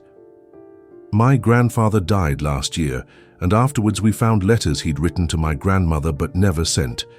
Decades of thoughts he kept to himself while living right beside her. Your story made me realize this isn't as unusual as I thought." Sarah smiled, touched by the connection.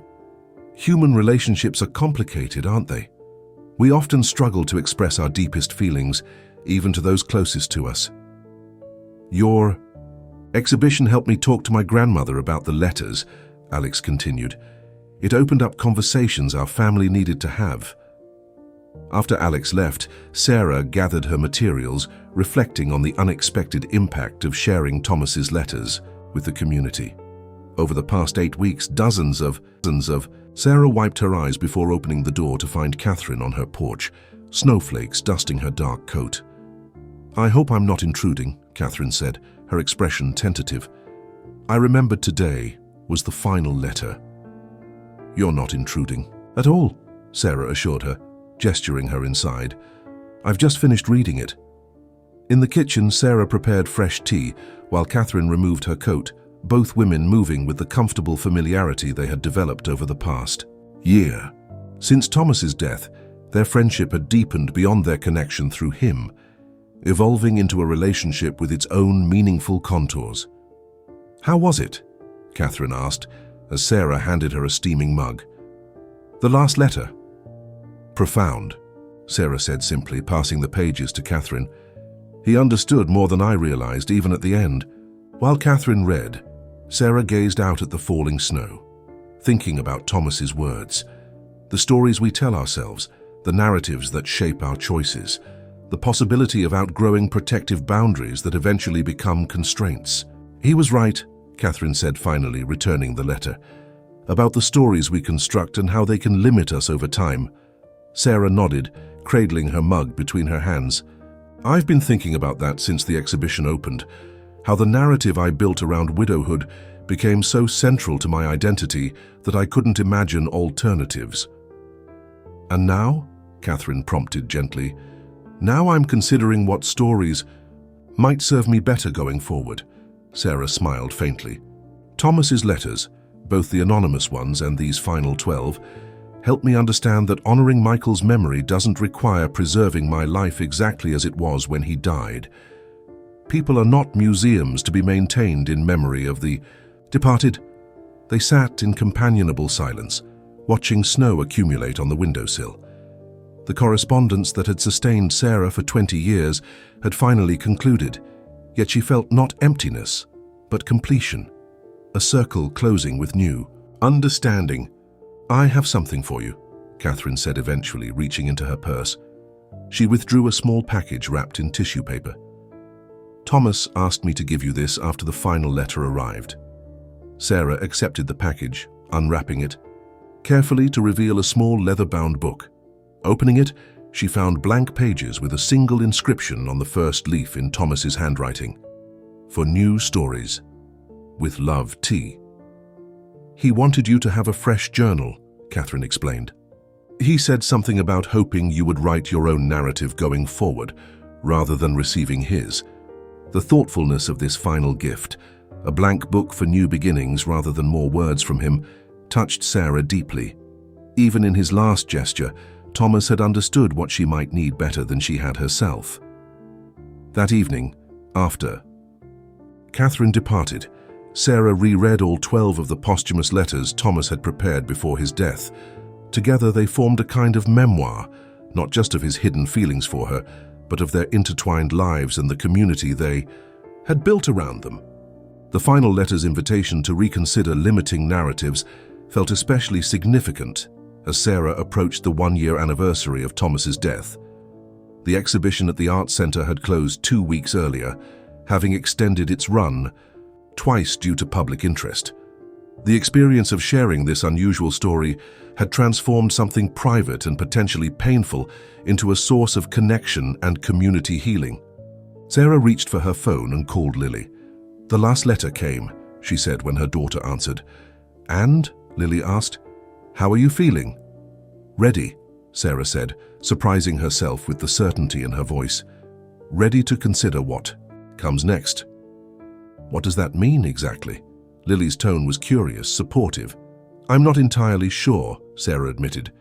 "But Thomas's final letter helped me recognize that I've been living within a story that may have outlived its purpose. For 20 years, I've defined myself primarily as Michael's widow, preserved by Thomas's anonymous support. That narrative served me well for a long time, but maybe it's time to write a different chapter." After their conversation, Sarah opened the blank journal Thomas had left for her. Its empty pages represented possibility, space for new experiences, reflections, and connections. She picked up a pen and wrote on the first page, "December 15th, Thomas's final letter arrived today, closing a correspondence that sustained me for 20 years. His last gift was this blank journal, an invitation to write my own story going forward. I'm not sure yet what that story will be, but I'm ready to discover it." The exhibition revealed how many people carry complicated relationships within them. Unspoken feelings, missed connections, grief that transforms over time. Sharing Thomas's letters created a kind of community around these universal experiences, reminding me that even our most private emotions connect us to others. As this chapter closes, I find myself grateful for both Michael and Thomas, for Michael's brief but profound love that gave me Lily and changed the course of my life, and for Thomas's enduring devotion that helped me rebuild after loss. Neither relationship was perfect or uncomplicated, but both were genuine and meaningful. Whatever comes next, whatever new connections or experiences await, will not diminish what came before. Perhaps that's the most profound revelation Thomas offered in his letters, that our hearts expand rather than replace, making room for new love without abandoning what came before. Sarah closed the journal, feeling a sense of completion and beginning simultaneously. Thomas's final letter had offered not conclusion, but invitation to remain open to surprise, to joy, to the unexpected turns that make a life worth living. Outside, snow continued to fall, transforming the familiar landscape into something new and unexplored. Sarah stood at her window, watching the world change beneath the gentle accumulation of countless individual flakes, each one unique, temporary, and part of something larger than itself. Like the letters that had arrived month after month for 20 years, these snowflakes created something beautiful through their collective presence. And like the blank journal Thomas had left her, the unmarked snow represented possibility, a clean page awaiting new impressions, new patterns, new stories yet to be written. 1 year to the day after Thomas's funeral, Sarah stood in the cemetery, fresh flowers in hand despite the April drizzle that misted her hair and coat. She had visited regularly throughout the year, often bringing updates about the exhibition or insights gained from his posthumous letters. Today's visit felt different, a threshold between the year of revelation that had followed his death and whatever came next. Sarah placed white roses on Thomas's grave, now marked with a permanent headstone that read, "Beloved friend, loyal heart," beneath his name and dates. The final letter was perfect, she said softly, addressing the stone as she had grown accustomed to doing.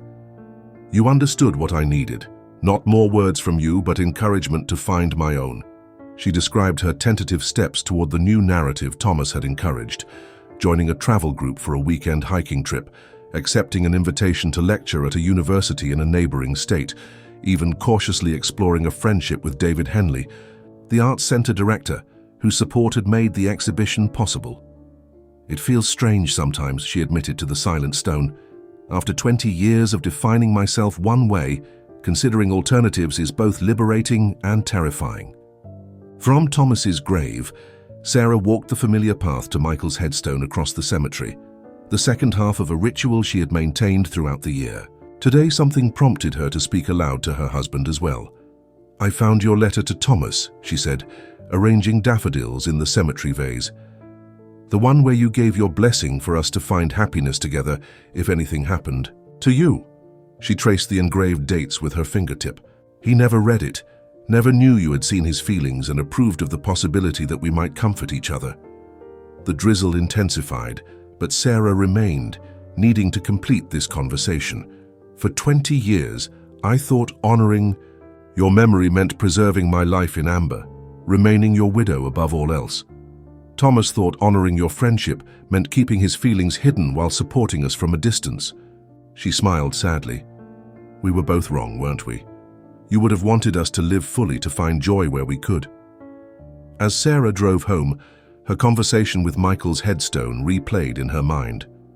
She had spent a year reconciling her image of Thomas the friend with Thomas the anonymous correspondent, but perhaps she needed to reconcile her understanding of Michael as well, to see him not as an idealized memory, but as the complex, generous man who had recognized possibilities she and Thomas had been blind to.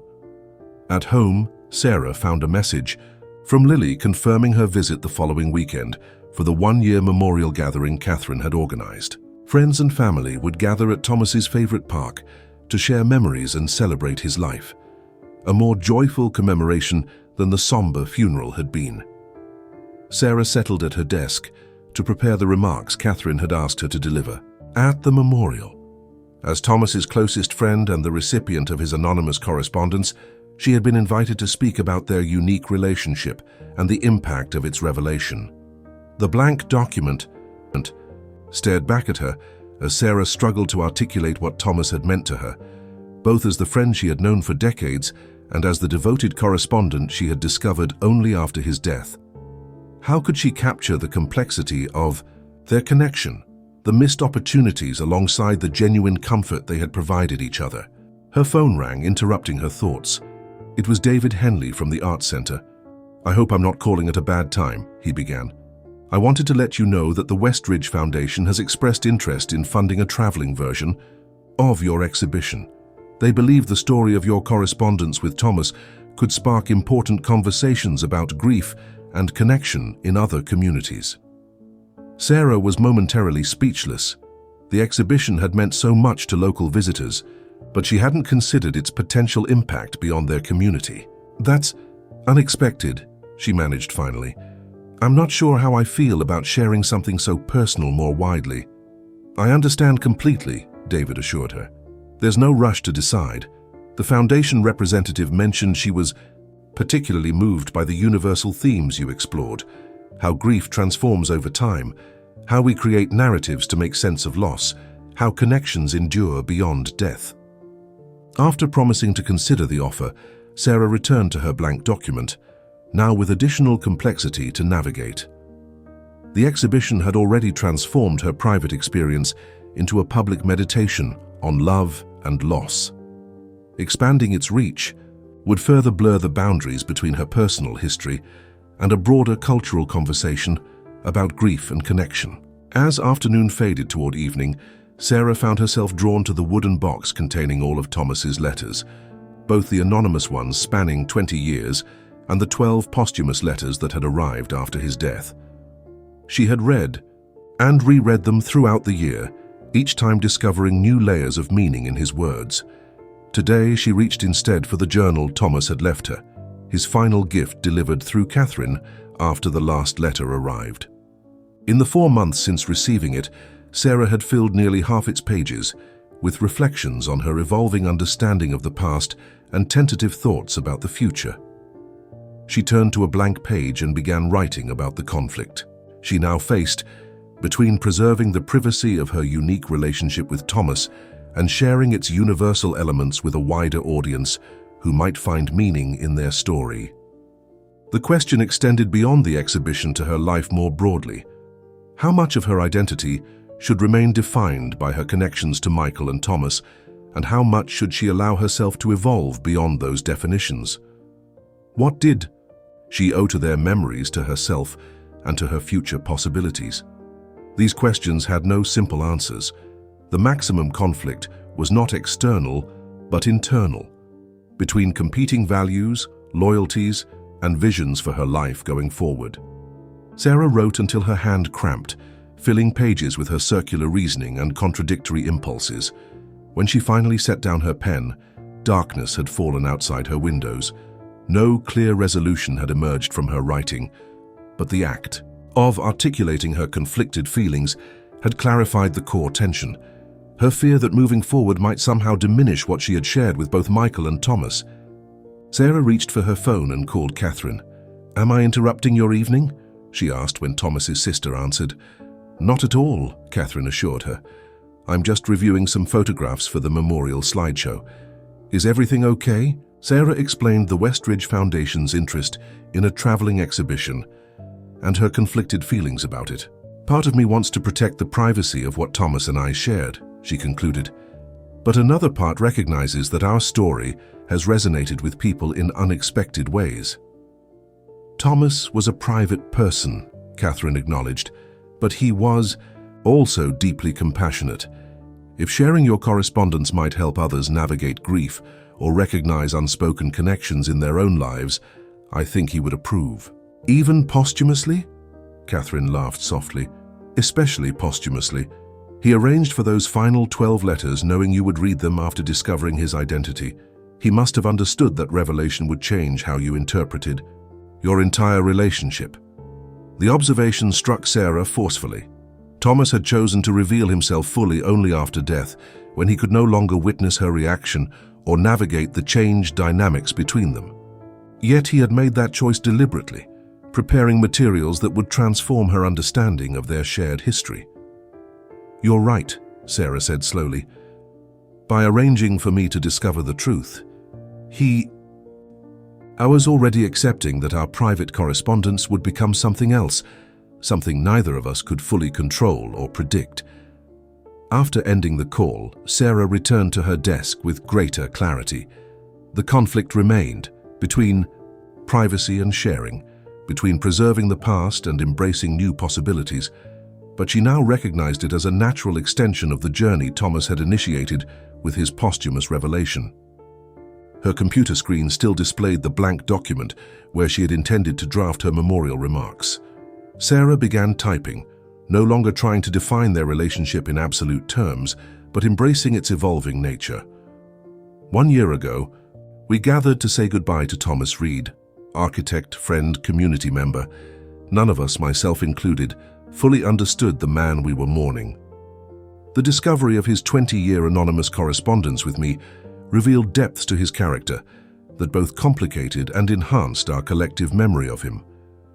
Throughout this year, I've been reconciling the Thomas I knew in person with the anonymous friend who sustained me through letters, recognizing that both were authentic expressions of a complex, devoted man who created an unusual architecture for love when conventional pathways seemed closed to him.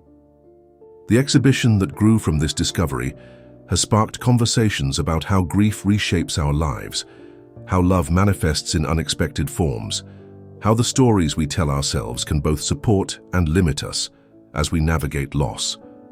These conversations have reminded me that even our most private experiences connect us to universal human emotions. Thomas's final gift to me was not closure but opening, an invitation to reconsider limiting narratives and remain receptive to new possibilities. His legacy lives not just in buildings designed or letters written, but in connections fostered and perspectives transformed. As we mark 1 year since his passing, I find myself grateful not only for what Thomas was to all of us, but for what his posthumous revelation continues to teach me about the capacity of love to evolve beyond established boundaries, even beyond death itself.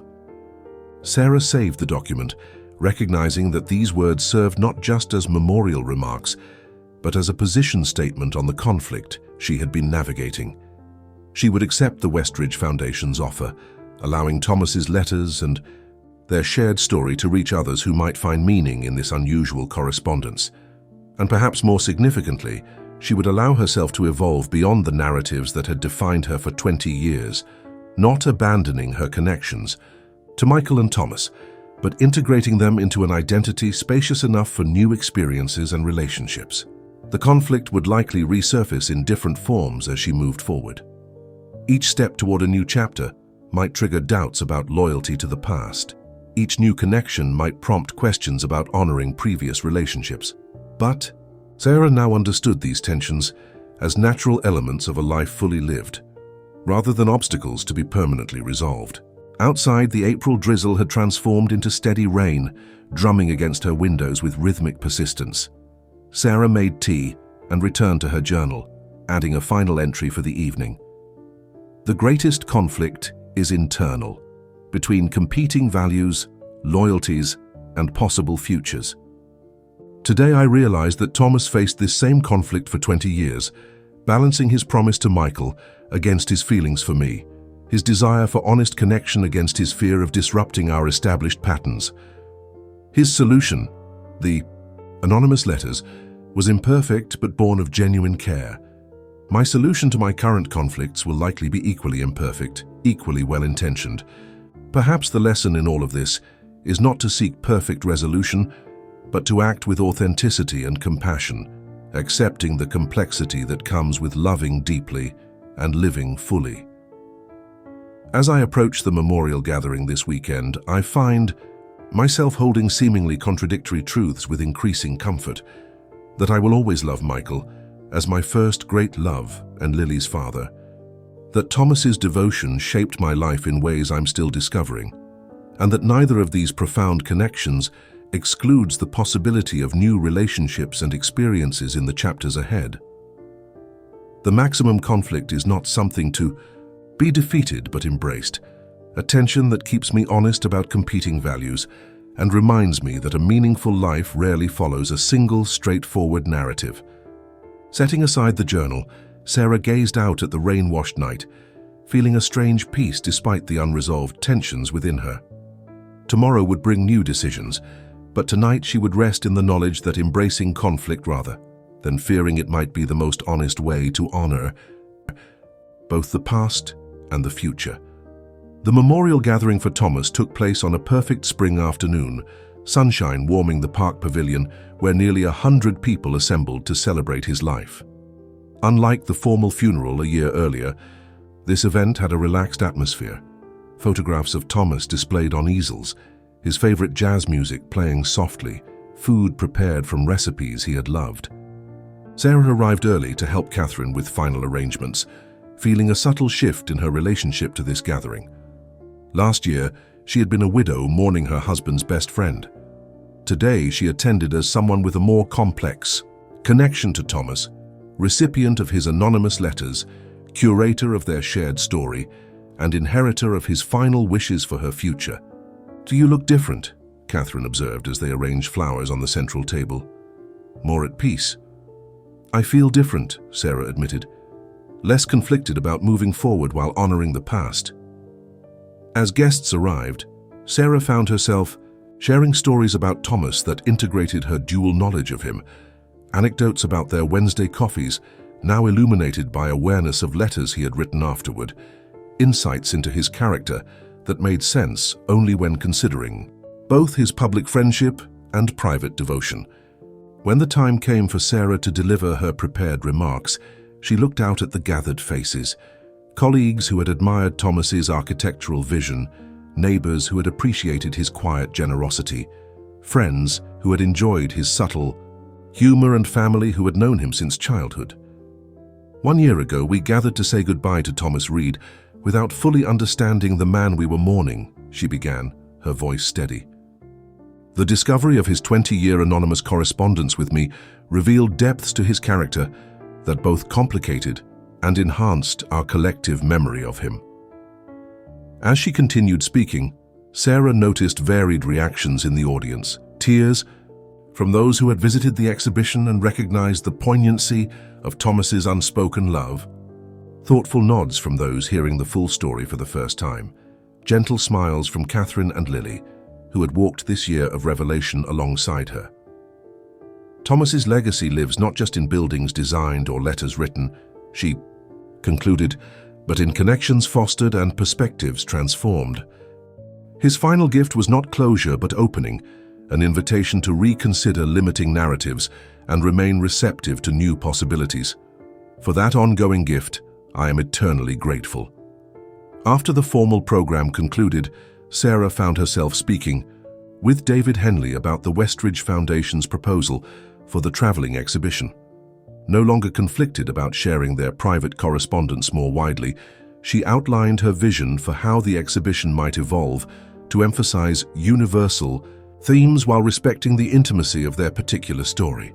We'll need to establish some boundaries, she explained. Certain letters and journal entries should remain private, but the core narrative, about grief evolving over time, about love expressing itself in unexpected ways, about the stories we construct to make sense of loss, that's worth sharing more broadly. David nodded, his expression thoughtful. The Foundation representative mentioned something similar, that your exhibition offered a unique window into how people rebuild their lives after loss without abandoning connections to those they've loved. Their conversation was interrupted by Lily, who approached with Colonel Larson, Michael's former commanding officer, who had returned for the memorial. Mom, Colonel Larson was just telling me about Dad's last deployment. Things I've never heard. Before, Lily said, her eyes bright with discovery. The Colonel smiled warmly at Sarah. I was explaining to Lily how her father talked about both you and Thomas during those final weeks, how grateful he was to have such a loyal friend who understood the value of what he had found with you. This simple observation, that Michael had recognized and valued Thomas's appreciation of Sarah, added yet another dimension to Sarah's understanding of their intertwined relationships. Perhaps Michael's letter giving his blessing hadn't emerged from nowhere but from years of observing the bond between his wife and best friend. Later, as the gathering dispersed into small groups enjoying the spring afternoon, Sarah found herself sitting beside the pond with Catherine, watching ducks glide across the water's surface. I accepted the Westridge Foundation's offer, Sarah said, breaking a comfortable silence between them. The exhibition will travel to 6 cities over the next year. Catherine nodded approvingly. Thomas would be pleased, I think. Not because he wanted attention, he certainly didn't, but because he believed in the power of authentic connection. That's what your exhibition celebrates, beyond the specific circumstances of your relationship with him. I've been thinking about connection a lot this year, Sarah admitted, how it transforms and endures, sometimes in ways we don't anticipate, and sometimes in ways we actively resist, Catherine added with gentle humor. You and Thomas were both quite stubborn about maintaining certain boundaries. Sarah laughed softly, acknowledging the truth in this observation. Fear disguised as principle, she agreed. We both thought we were being loyal to Michael when perhaps we were simply afraid of disrupting the patterns we had established. As evening approached, Sarah found herself walking alone through the park, appreciating the lengthening shadows and the calls of birds settling for the night. The past year had been a journey through confusion, revelation, and ultimately transformation, not just in her understanding of Thomas and their unusual relationship, but in her conception of grief, love, and the narratives that shape our lives. The woman who had discovered Thomas's secret at his funeral a year ago was not the same woman who now contemplated expanding their shared story beyond their community. That earlier, Sarah had defined herself primarily through loss and loyalty, as Michael's widow, preserved by Thomas's anonymous support. This current Sarah understood herself as someone shaped by those connections, but not limited by them. Back home that evening, Sarah opened her journal, Thomas's final gift, and wrote about the memorial gathering, the conversations that had enriched her understanding, and her decision to move forward with the traveling exhibition. As she wrote, she recognized that her perspective had indeed transformed over the past year, much as Thomas had hoped it might when he arranged for her to discover the truth after his death. Her final entry for the night acknowledged this transformation. A year ago, I believed that honoring Michael and Thomas meant preserving certain boundaries between past and present, between different kinds of love, between memory and possibility. Today, I understand that true honor comes not from limitation, but from integration, weaving their influences into a life that continues to evolve without forgetting its foundations.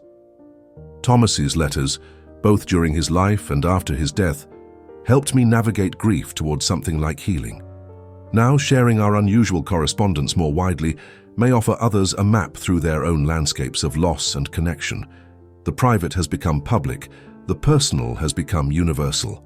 Saatita, this transformation feels right, a fitting continuation of what began with Michael's love, endured through Thomas's devotion, and now extends beyond both through the ongoing conversation their influences have sparked in my life and in our community.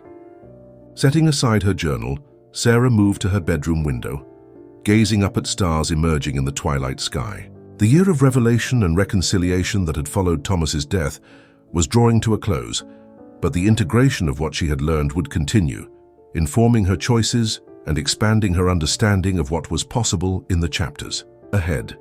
The transformation was neither complete nor perfect, but it was authentic, an honest reckoning with complexities that had always existed beneath the surface of their intertwined lives.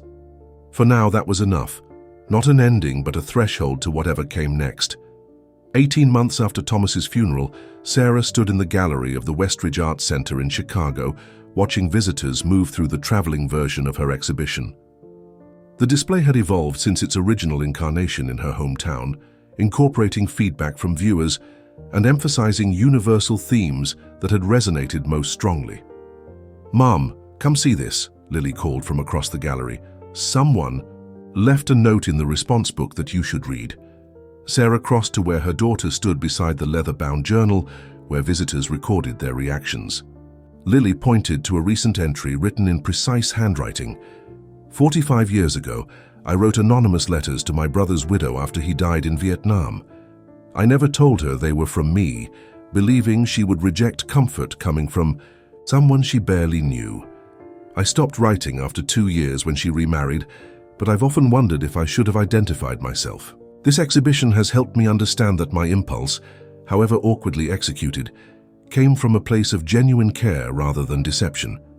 Thank you for this belated perspective on choices made in the fog of grief, both hers and mine. The note was signed simply RM with no contact information. Sarah read it twice, struck by this echo of her experience with Thomas, another anonymous correspondent who had reached across grief to offer connection, another person who had maintained boundaries that perhaps served purpose, but also limited possibility. "There are more stories like ours out there," she said softly to Lily. "Different circumstances, similar human impulses. That's why this traveling exhibition matters," Lily replied. "It's not just about you and Uncle Thomas anymore. It's about how people navigate loss and connection, how we express feelings when conventional paths seem closed." The Chicago installation marked the halfway point in the exhibition's six-city tour. Each venue had added local elements, letters from community members describing their own experiences with grief and unexpected connection, photographs documenting how mourning practices varied across cultures and generations, interactive spaces where visitors could write letters to lost loved ones or share memories that sustained them through difficult transitions. Sarah had traveled to each opening, speaking about her experience discovering Thomas's identity as her anonymous correspondent and the process of reconciling her dual understanding of him. These presentations had grown more nuanced over time, as she integrated feedback and continued her own reflection on their unusual relationship. Later that evening, Sarah and Lily joined David Henley, who had coordinated the traveling exhibition, for dinner at a restaurant overlooking Lake Michigan. The conversation flowed easily between professional discussion of the exhibition's impact and personal updates about their lives. "The foundation board is thrilled with the response," David reported. "Attendance has exceeded projections at every venue, and the community engagement components have been particularly successful." "I'm glad," Sarah said sincerely. "It's been remarkable to see how people connect our specific story to their own experiences." As dinner progressed, Sarah found herself sharing more personal reflections with David, who had become a valued colleague and increasingly a friend. His thoughtful questions and genuine interest in both the exhibition and her ongoing processing of Thomas's revelations had created a comfortable rapport between them. "What's been the most unexpected outcome for you personally?" he asked as they shared dessert. "From discovering the truth about Thomas's letters, from creating the exhibition, from all of it." Sarah considered the question carefully. "I think it's the way my understanding of love has expanded," she said finally. "For years I categorized love neatly. Romantic love was what I had with Michael. Friendship was what I had with Thomas. Maternal love was what I felt for Lily. The boundaries seemed clear and fixed." She paused, gathering her thoughts. Thomas's revelation complicated those categories. He felt romantic love while acting as a friend, expressed deep emotion through anonymous letters while maintaining professional distance in person. His example forced me to reconsider my assumptions about how love manifests and evolves. "That resonates with many visitors," David observed. "I've overheard countless conversations about relationships that defy conventional categories, friendships with romantic elements, family bonds that involve chosen rather than biological connections, grief that transforms into new forms of attachment." Lily, who had been listening attentively, added her perspective. "I think what fascinates people most is that Uncle Thomas found a way to express feelings when direct communication seemed impossible. Everyone has experienced that struggle, having emotions that appear to have no appropriate outlet." Later, after David had escorted them back to their hotel and bid them good night, Lily turned to her mother with a knowing smile. "He likes you, you know, as more than just the creator of his successful exhibition." Sarah felt a blush rise in her cheeks. "We work well together," she said neutrally. "The professional relationship has been productive for both of us." "Mum," Lily said with affectionate exasperation, "I recognize the signs. He looks at you the way Dad looks at you in old photographs, with admiration and something more." Sarah couldn't deny that she had noticed David's attentiveness, his thoughtful gestures, his evident pleasure in her company. More significantly, she had noticed her own response, a warming in his presence, an eagerness for their conversations, a comfort in sharing both ideas and feelings with him. "I'm still figuring out what's possible," she admitted. "After 20 years of widowhood and then discovering Thomas's feelings posthumously, it's complicated." "Life is complicated," Lily agreed. "That's kind of the point of the entire exhibition, isn't it? That human connections rarely fit into tidy categories or follow predictable paths." Sarah hugged her daughter, grateful for her perceptiveness and support. "When did you get so wise?" "I had good teachers," Lily replied simply. "Dad shaped me through Mum's stories about him. Uncle Thomas taught me through his quiet presence and now through his letters. And you, Mum, you've shown me how to rebuild after loss without forgetting what came before." This simple observation touched Sarah deeply, the recognition that all three of them in different ways had contributed to Lily's development into the thoughtful, compassionate woman she had become. Perhaps this was the most meaningful legacy of their intertwined relationships, not just how they had influenced each other, but how those influences extended to the next generation. The following day, Sarah participated in a panel discussion at the Arts Center, joining local grief counselors and relationship therapists in a conversation about how loss reshapes our connections and identities. As she shared insights from her experience with Thomas's posthumous revelation, she realized how much her perspective had evolved since first discovering the truth. "Initially, I felt conflicted about Thomas's deception," she explained to the audience. "I questioned whether our entire friendship had been authentic, whether his anonymous letters had manipulated rather than supported me. But with time and reflection, I've come to see his choice, imperfect as it was, as an attempt to navigate competing loyalties and complex emotions." A therapist on the panel nodded thoughtfully. "In grief work, we often see people creating elaborate systems to maintain connections while protecting themselves from further loss. Your friend Thomas essentially created two channels for his feelings: the direct friendship that maintained comfortable boundaries, and the anonymous correspondence that allowed deeper emotional expression." "Yes," Sarah agreed. "What I've come to understand is that both were authentic expressions of who he was and how he loved. Neither was more real than the other. The letters weren't a deception, but a parallel track of communication when the primary path seemed closed to certain kinds of expression. This framing of parallel authentic connections rather than real versus false ones had been central to Sarah's emotional resolution over the past 18 months. It allowed her to integrate her dual understanding of Thomas without diminishing either aspect of their relationship. After the panel concluded, Sarah spent time with visitors in the exhibition space, answering questions and listening to their responses. One elderly woman approached with tears in her eyes, clasping Sarah's hands in her own. "My husband and I were married for 62 years, she said. "After he died, I found journals he had kept throughout our marriage, full of thoughts and feelings he never expressed directly. Reading them was like discovering a whole new dimension to a man I thought I knew completely." She squeezed Sarah's hands. "Your story helped me see his journals not as secrets kept from me, but as another way he processed his emotions about our life together." These encounters, multiplied dozens of times across different cities and venues, confirmed for Sarah that sharing Thomas's letters had been the right decision.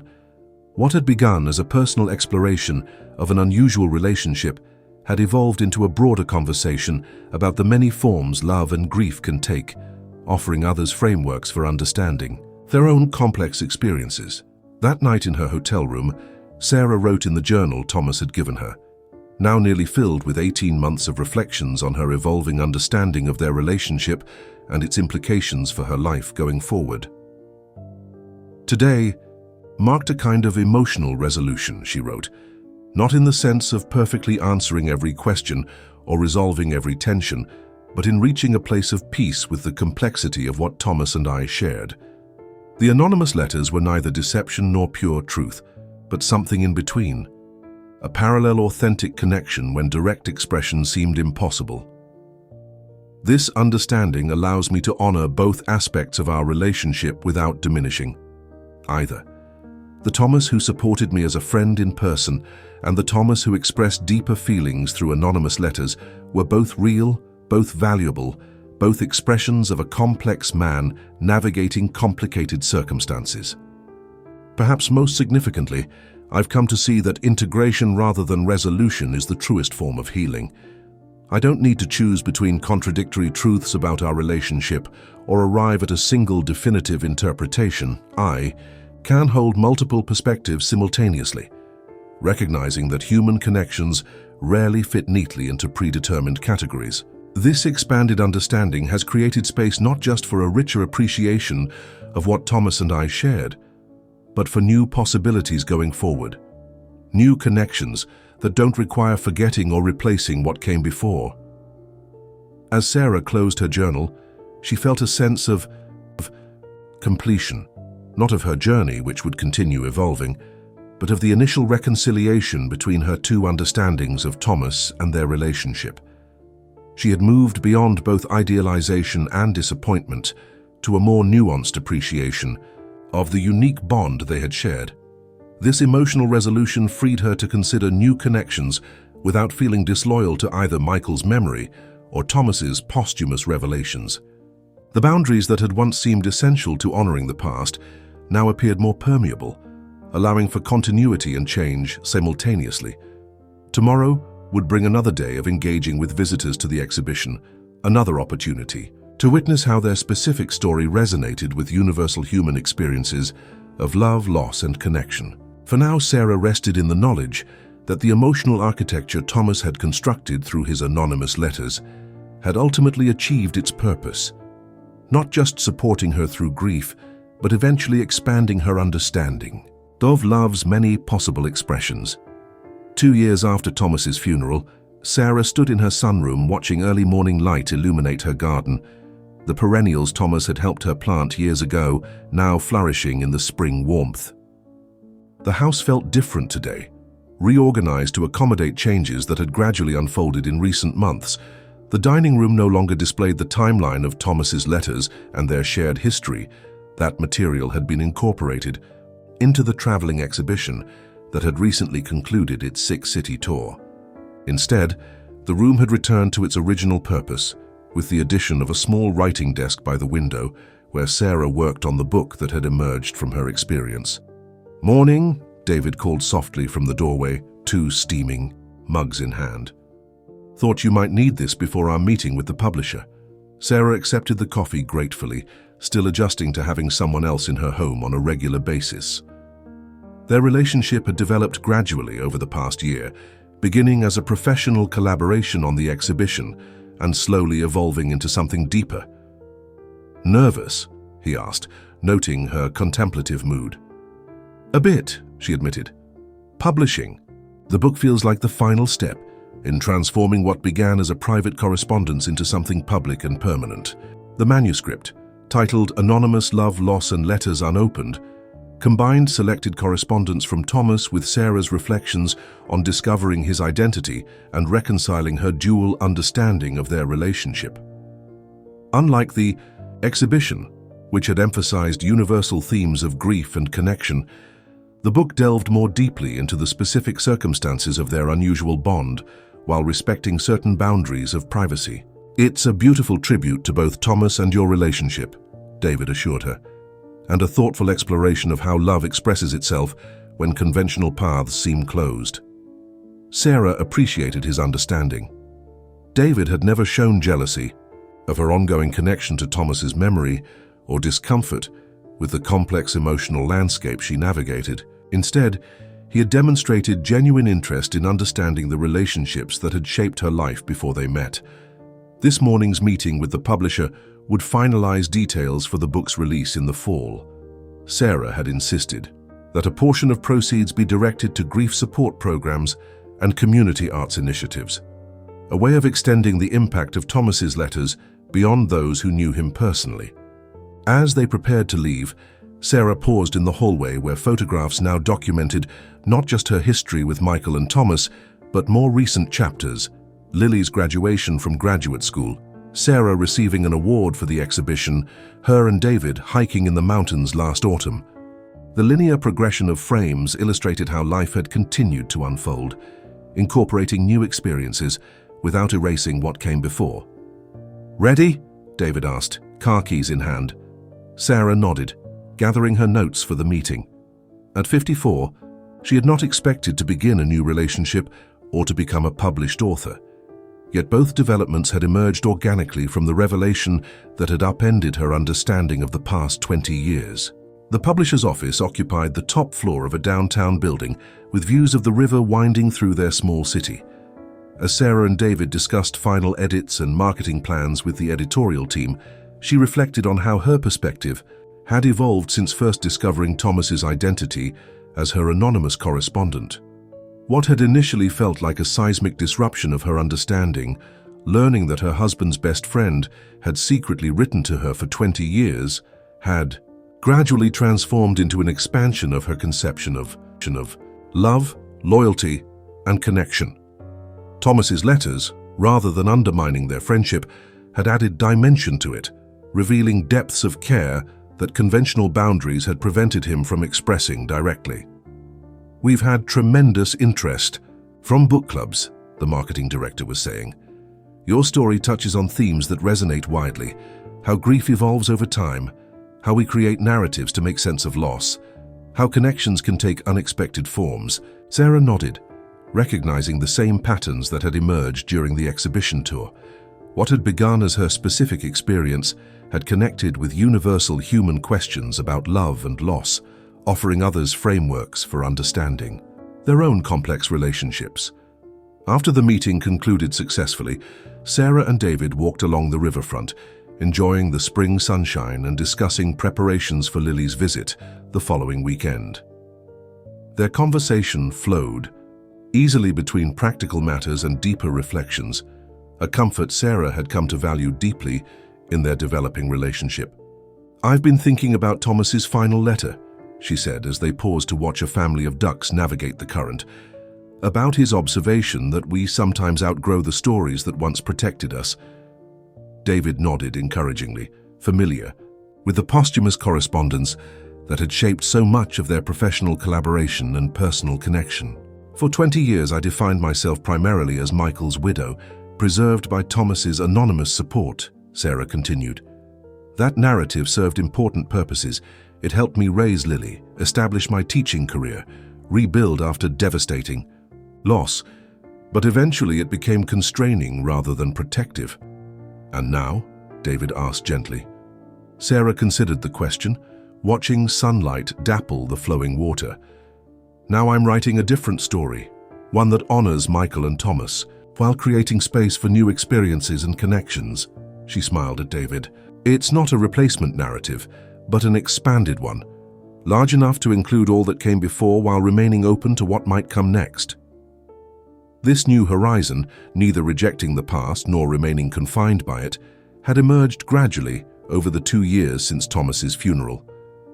The process of integrating her dual understanding of him had ultimately led to a more nuanced appreciation of all her relationships, including the possibility of new love in her life. That evening, as Sarah finalized preparations for Lily's visit, she found herself drawn to the wooden box that contained Thomas's letters, both the anonymous ones spanning 20 years and the 12 posthumous letters that had arrived after his death. Though she had read and reread them countless times, today she sought specific passages that had shaped her current understanding. From an early anonymous letter after Michael's death: "Grief is not linear, but cyclical, not a journey with a destination, but a landscape we learn to navigate with increasing skill over time. The goal is not to get over loss, but to integrate it into a life that continues to expand and evolve." From a letter midway through their correspondence, the fee. "Stories we tell ourselves about our lives are powerful. They can either confine us to familiar patterns or open us to new possibilities. The most meaningful narrative is one that honors where we've been while remaining receptive to where we might go." From Thomas's final posthumous letter: "Whatever narrative you choose for the chapters ahead, know that you are beloved by Michael, by me, by Lily, by the many lives you've touched with your quiet strength and persistent kindness. This love transcends the particular forms it takes, outlasting even death." These insights, offered by Thomas at different points in their unusual correspondence, had ultimately guided Sarah toward her current perspective, one that viewed love not as a finite resource to be divided among competing relationships, but as an expanding capacity that could incorporate multiple bonds without diminishing any. When Lily arrived the following day, she brought news of her own evolving life, a promotion at work, a developing relationship, plans for the future. As they prepared dinner together in Sarah's kitchen, Lily observed the subtle but significant changes in her mother's home and demeanor. "You seem happy, Mom," she said, slicing vegetables beside Sarah at the counter. "More settled, somehow." "I am," Sarah acknowledged. "Not because everything is resolved or perfectly clear, but because I'm more comfortable with complexity than I used to be." She smiled at her daughter. "Thomas's posthumous revelation forced me to reconcile contradictory understandings of our relationship. That process eventually helped me recognize that life rarely fits into the neat categories we try to impose on it. "And with David?" Lily asked, her tone curious rather than concerned. Sarah considered the question thoughtfully. "It's different from what I had with your father, and different from what Thomas and I shared. That used to trouble me. I thought new relationships should either replicate or completely contrast with previous ones." She shook her head slightly. "Now I understand that each connection has its own unique architecture, its own particular value." "I like that perspective," Lily said approvingly. "It creates space for the past and the future to coexist without conflict." Later that weekend, the three of them visited the cemetery together, a ritual that had evolved over the past 2 years. They placed flowers on both Michael's and Thomas's graves, acknowledging the different but significant roles both men had played in their lives. Standing between the two headstones, Sarah felt a sense of continuity rather than division. Michael's brief but profound impact, Thomas's quiet, enduring devotion, and now David's thoughtful companionship, forming a sequence of connections that had shaped her life in complementary rather than competing ways. "They would have liked David," Lily observed as they walked back to the car. "Dad because he makes you laugh, Thomas because he values books and ideas the way you do." Sarah smiled at this assessment, appreciating her daughter's intuitive understanding of the men who had influenced their lives. "I think you're right," she agreed, though Thomas would have been reserved at first, watching carefully to ensure his intentions were honorable. This easy acknowledgement of how past and present relationships might interact represented a new horizon in Sarah's understanding, one where different loves could be recognized for their unique contributions without requiring artificial separation or comparison. That evening, after Lily had departed for her flight back to Chicago, Sarah sat in her sunroom with her journal. Thomas's final gift, now filled with 2 years of reflections on her evolving perspective. On a fresh page, she wrote, "The new horizon is not a destination, but an expanded view, one that encompasses what has been while remaining open to what might be." Thomas's posthumous revelation, which initially seemed to complicate my understanding of the past 20 years, ultimately created space for a more nuanced appreciation of how love manifests in our lives. We are not limited to a single narrative or a fixed identity. I can be Michael's widow, the recipient of Thomas's anonymous devotion, David's partner, Lily's mother, a teacher, a writer, a friend, all simultaneously, each relationship informing and enriching the others rather than competing for primacy. This expanded perspective feels like the truest honor I can offer to both Michael and Thomas, not preserving my life in amber or maintaining artificial boundaries, but allowing their influences to integrate fully into an ongoing story that continues to unfold in unexpected ways. The horizon has not closed but opened, revealing possibilities I couldn't have imagined 2 years ago when I stood at Thomas's funeral, unaware of the revelation that awaited me. His final gift was not the letters themselves, but the invitation they extended to reconsider limiting narratives and remain receptive to the surprise, joy, and connection that make a life worth living. As she closed her journal, Sarah heard David return from walking the dog they had recently adopted, a rescue named Dragonfly in honor of the symbol Thomas had chosen for his pendant gift. Small sounds of evening routine filled the house. Keys on the counter, water running, gentle footsteps approaching. "Everything okay?" David asked, noting her thoughtful expression as he joined her in the sunroom. "Yes," Sarah said with genuine contentment. "Just reflecting on horizons, how they appear fixed and distant but actually expand as we move toward them." Outside, twilight softened the garden's edges, blending distinct elements into a harmonious whole. Sarah thought about the journey of the past 2 years, from the shock of discovering Thomas's identity as her anonymous correspondent, through the complex process of reconciling her dual understanding of him, to this current chapter where past and present, memory and possibility, seemed finally to coexist without conflict. The new horizon offered no perfect resolution or final answers, only the continuing opportunity to integrate each experience into an evolving narrative, one that honored what had been while remaining open to what might come next. For now, that openness itself felt like the most fitting tribute to both the husband who had loved her first and the friend who had loved her silently for 20 years. As darkness settled fully over the garden, Sarah and David moved inside, discussing plans for tomorrow and the week ahead. Life continued its forward momentum, carrying with it the accumulated wisdom of all that had come before while remaining receptive to whatever might await beyond the visible horizon. End of story.